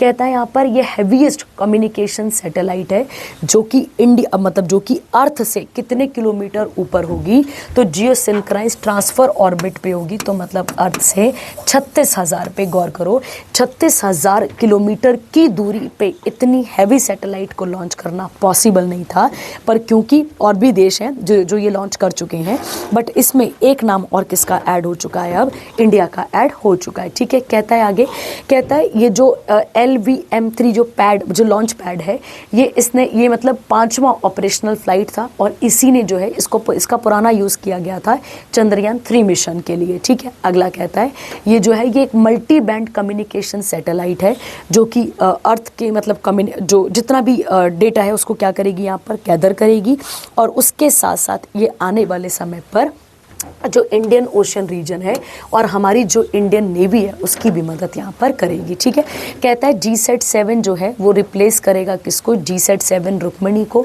जिसे लॉन्च किया गया था 2013 में, ये आपने याद रखना है। इसरो के चेयरमैन कौन है, वी नारायणन, और हेडक्वार्टर कहाँ पर है, बेंगलुरु, और कब बना था ये, 1969 में। अगला आता है OpenAI ने लॉन्च करा है AI बेंचमार्क, जिसका नाम क्या है, IndiQ-A, आप इस तरीके से याद रख सकते हैं। तो OpenAI एक आर्टिफिशियल इंटेलिजेंस कंपनी है जिसने इंडियन क्वेश्चन आंसरिंग एक बेंचमार्क को क्या करा है, लॉन्च करा है यहाँ पे, जिसमें क्या रहेगा, जो भी हम पूछते हैं, ठीक है, जो भी हम कल्चर, डेली लाइफ, जो भी हम पूछते हैं उसको इंडियन लैंग्वेजेस में आंसर दे पाएगा। कहता है कितने लैंग्वेजेस में कवर करेगा, ये 12 को, जिसमें हिंदी और इंग्लिश मिक्स, मतलब इंग्लिश भी रहेगी, ये हम यहाँ पर देख सकते हैं। कहता है 10 कल्चरल डोमेन रहेंगे जिसके बारे में इंफॉर्मेशन दे पाएगा, architecture, design, art and culture, everyday life, food और क्यूजीन, हिस्ट्री, लॉ, एथिक्स, इन सब के बारे में हमें डेटा प्रोवाइड कर पाएगा। ठीक है, तो इसमें और कोई भारी बात है नहीं करने के लिए। अगला आता है CUAS ड्रोन सिस्टम को क्या किया गया है, यहाँ पर इंट्रोड्यूस किया गया है। किसको इंट्रोड्यूस किया गया है, CUAS ड्रोन सिस्टम को यहाँ पर इंट्रोड्यूस किया गया है। तो कहता है यहाँ पे किसके साथ ये बनाया गया है, तो एक्सिस सेड्स टेक्नोलॉजीज लिमिटेड, जो कि इंडिया के डिफेंस टेक्नोलॉजी सॉल्यूशन प्रोवाइडर है, इसने MOU साइन करा है किसके साथ, फ्रांस बेस्ड सिलास SA के साथ। एक पायनियर लेज़र टेक्नोलॉजी है जो कि जॉइंटली डेवलप करी है किसने, इंडिया और फ्रांस के साथ। ठीक है, और ये भी किस में मदद करेगी, तो आप याद रखेंगे यहाँ पर किस में मदद करेगी, ये हमारे पास इंडियन आर्म्ड फोर्सेस की मदद करेगी। ठीक है, चलिए आगे अगला कौन सा सेक्शन आता है आपके पास, स्पोर्ट्स का। स्पोर्ट्स को भी देख लेते हैं, आइए। स्पोर्ट्स में आता है सबसे पहले आपके पास यहाँ पे कहता है, आपके पास यहाँ पे कहता है प्रो कबड्डी लीग सीज़न 12, जो कि कहाँ पर हुआ है, नई दिल्ली में हुआ है। जो दबंग दिल्ली कबड्डी क्लब है उसने अपनी यहाँ पर क्या करा है, यहाँ पे उसने 2nd प्रो कबड्डी लीग को यहाँ पर जीता है, किसे हराने के बाद, पुनेरी पल्टन को हराने के बाद। और ये कौन सा सीज़न था, सीज़न 12 फाइनल था, और ये कहाँ पर हुआ, नई दिल्ली में। कहता है दबंग दिल्ली फर्स्ट होम टीम बन जाएगी जो यहाँ पर इसको यहाँ पर क्राउन करेगी। मोस्ट वैल्यूएबल प्लेयर कौन आया यहाँ पे, तो फैजल आ जाएंगे, आप याद रखेंगे। राइडर ऑफ द सीज़न कौन आएंगे, अयान, आप याद रखेंगे यहाँ पर। और defender of the season Navdeep Patna pirate से आ जाएंगे। उसके अलावा अगर हम बात करें new young player of the season कौन आए हैं, दीपक सनकर बेंगलुरु बुल से। और प्रो कबड्डी लीग कब किसकी स्थापना हुई थी, 2014 में, by Mashal sports private limited और स्टार इंडिया प्राइवेट लिमिटेड, जो कि एक franchise based professional Kabaddi league है, जिसे कौन गवर्न कर रहा है, amateur Kabaddi federation of India. चलिए आगे वाला, अगला आता है इसके बाद का, रोहित बोपान्ना ने रिटायर ले लिया है किससे, यहाँ पर टेनिस से। तो ये इंडिया के टेनिस प्लेयर हैं जिनका नाम है रोहन बचंदा बोपान्ना, जो कि 2 टाइम क्या रहे हैं, ग्रैंड स्लैम चैंपियन भी रहे हैं और 3 टाइम ओलंपियन भी रहे हैं। इन्होंने अब अपने इस प्रोफेशनल टेनिस गेम से क्या कर लिया, रिटायरमेंट ले लिया है। इन्हें पद्मश्री मिल चुका है, एकलव्य इनको अवार्ड मिल चुका है। 2017 में इन्हें फ्रेंच ओपन का टाइटल मिला था, 2024 में ऑस्ट्रेलियन ओपन का टाइटल मिला था। और कहता है he is among this select 4 Indian player जिनको ग्रैंड स्लैम टाइटल मिल चुका है। ठीक है, चलिए अगला कहता है इसके बाद का, in January 2024 he reach the world number 1 ranking in men's double. और उसके अलावा जो है he represented India in the 20 Davis Cup, 3 Olympic games, उस कप के 2012, 16, 2024 के। और मेंस डबल गोल्ड टीम जो कि कहाँ पर हुई है, 2018 में जकार्ता एशियन गेम इंडोनेशिया में। उसके अलावा through his stop war star tennis campaign, और असेम उल हक कुरैशी, इन्होंने क्या करा है, पीस और यूनिटी को प्रमोट करने की बात करी है स्पोर्ट्स में। और एसोसिएशन ऑफ टेनिस प्रोफेशनल के हेडक्वार्टर कहाँ पर आते हैं, लंदन, और इसकी स्थापना कब हुई थी, 1972 में। चलिए अगला आता है ICC women's ODI world cup. मुझे नहीं लगता मुझे आपको ये ज़्यादा बताने की ज़रूरत है, आप सबको पता है साउथ अफ्रीका को हराया हमने 52 रन से। कहाँ पर हुआ ये मैच, तो DY Patil sports academy Navi Mumbai. Player of the match कौन रही यहाँ पे, शेफाली वर्मा, और जिन्होंने डिलीवर करा match winning all around performance. उसके बाद प्लेयर ऑफ टूर्नामेंट कौन रही, Deepti Sharma, 58 run and took 539 to become first Indian with 5 wicket haul in women's world cup final. ठीक है, उसके अलावा आगे अगर हम देखें इसके साथ ही स्मृति मंधाना, जो कि क्या रही यहाँ पे, score 434 run at an average of 54.25 और 1 सेंचुरीज और 2 50s। ठीक है, उसके अलावा ये इंडिया की फर्स्ट हाईएस्ट रन गेटर भी बन चुकी है इस टूर्नामेंट में। किसको पास करा इन्होंने, मिथाली राज को। ठीक है, और उसके अलावा आता है यहाँ पे, कहता ICC world cup feature, prize pool कितना था, 37.3 करोड़, और उसके अलावा जो है जो चैंपियन वगैरह रहे उन सबका अलग अलग रहा। ठीक है, तो आप पढ़ लेंगे इसके साथ का। अगला आता है केन विलियमसन, जो कि कौन है, न्यूजीलैंड के फॉर्मर क्रिकेट कैप्टन थे। उन्होंने क्या कर लिया, यहाँ से रिटायरमेंट को ले लिया। ठीक है, रिटायरमेंट अनाउंस कर दी है अपनी यहाँ पर, और कहता है अब ये क्या करेंगे यहाँ पे, प्ले टेस्ट और उसके अलावा ओडीआई जो क्रिकेट है उसको यहाँ पर खेलते रहेंगे। ठीक है, कहता है इसके बाद का बस इतना आप देख लेंगे। और इसके अलावा 2025 अक्टूबर में इनको स्ट्रैटेजिक एडवाइज़र भी अपॉइंट किया गया था IPL franchise Lucknow super giant के लिए। ठीक है, अगला आता है Surjeet hockey trophy, Indian oil Mumbai, और 42nd एडिशन हुआ किसका, Indian oil Servo Surjeet hockey trophy का, लगातार तीसरी बार और 7th टाइम ओवरऑल। इसने इंडियन रेलवेज दिल्ली को यहाँ पर हराया है 2-1 से, और ये कहाँ पर हुआ है, जलंधर पंजाब में। विनिंग टीम को कितना पैसा मिलेगा यहाँ पे, 5.51 लाख। रनर टीम को कितना मिला, 2.5 लाख। और तलविंदर सिंह, जो कि इंडियन ऑयल मुंबई टीम से हैं, उनको best player of the tournament का अवार्ड मिला है। उसके अलावा पंजाब पुलिस टीम कैप्टन कौन आते हैं, हरमनप्रीत सिंह, इनको best scorer of the tournament भी कहा गया है। इसके अलावा अगला आता है एशियन यूथ गेम्स 2025। ये कहाँ पर हुए हैं, मनामा कहाँ पर आता है, बहरीन। और उसके अलावा कहता है द इवेंट सर्व्ड एज, जो एशियन क्वालिफिकेशन टूर्नामेंट होगा 2026 का, वो कहाँ पर होगा, सेनेगल में। कहता है 45th national olympic committees participated. कितने स्पोर्ट्स थे वहाँ पर, 28। London 2012 olympic bronze medallist wrestler, नाम आता है योगेश्वर दत्त, वो यहाँ पर chief the mission of the Indian contingent का काम कर रहे थे। अगला इसके बाद the people of republic of China ने यहाँ पे टॉप करा है। उसके बाद इंडिया का रैंक 3rd आता है, और इंडिया यहाँ पर लार्जेस्ट रिप्रेजेंटेटर रहा। और ओलंपिक काउंसिल ऑफ एशिया के प्रेसिडेंट कौन है, रणधीर सिंह। हेडक्वार्टर है कुवैत सिटी, कुवैत में। ठीक है, चलिए अगला सेक्शन आता है मिलिट्री और एक्सरसाइजेस का।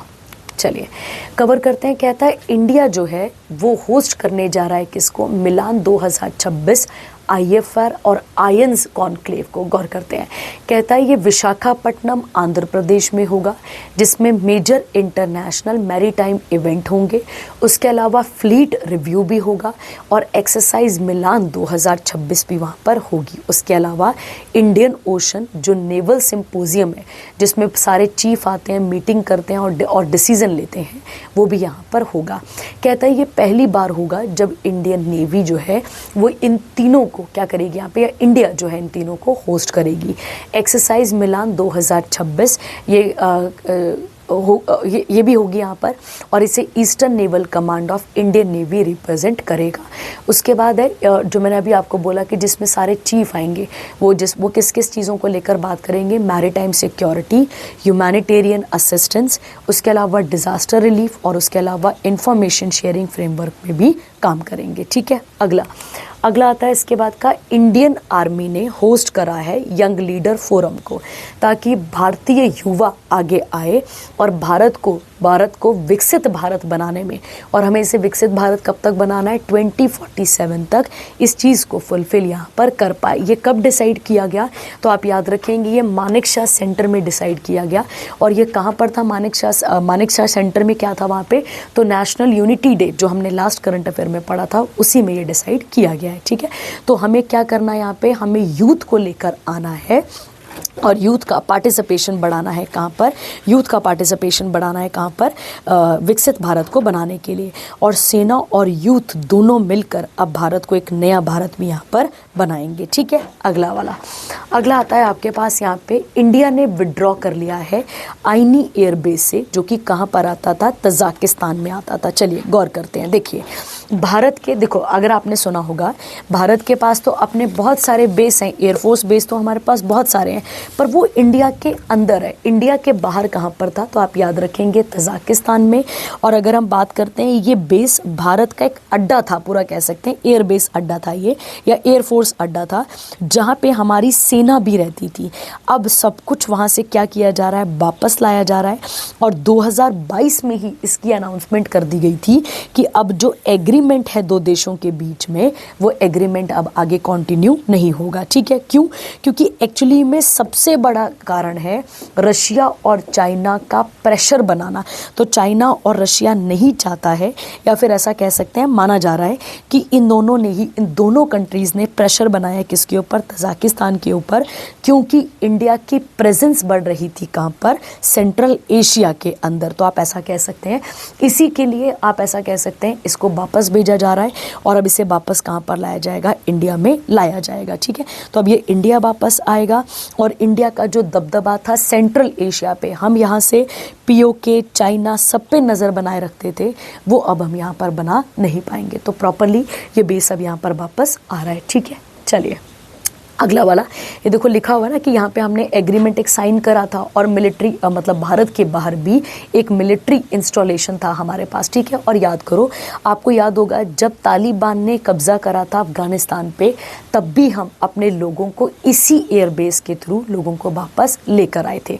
तो ये बेस हमारे मिलिट्री के लिए बड़ा इंपॉर्टेंट था, पर अभी हमारे हाथ से जा रहा है। ठीक है, अगला कौन सा सेक्शन आता है आपके पास, डेज वाला, और डेज को पढ़कर भी यहाँ पर वाइंड अप करते हैं। ठीक है, चलिए डेज को कवर कर लेते हैं और डेज के बाद फिर हम आगे ख़त्म करते हैं इसको। ठीक है, चलिए पहला आता है आपके पास यहाँ पे, ईपीएफओ ने अपना 73rd फाउंडेशन डे को क्या करा है, सेलिब्रेट करा है। ठीक है, आप सबको पता है ईपीएफओ जो है ये वही बॉडी है जो पीएफ भी देती है, याद होगा, गवर्नमेंट एम्प्लॉय को। कहता है इसी के साथ एम्प्लॉय एनरोलमेंट स्कीम को भी इंट्रोड्यूस किया गया, जिसके अंदर ऐसे लोग जो कि अभी इस ईपीएफओ फंड से दूर थे, अब वो भी यहाँ पर ऐड हो सकते हैं। ये जो स्कीम है ये कब से ऑपरेशनल हो चुकी है, 1 नवंबर 2025 से, जिसमें जो भी एम्प्लॉयर जो अभी तक इसका पार्ट नहीं था वो अब यहाँ पर ऐड हो सकता है।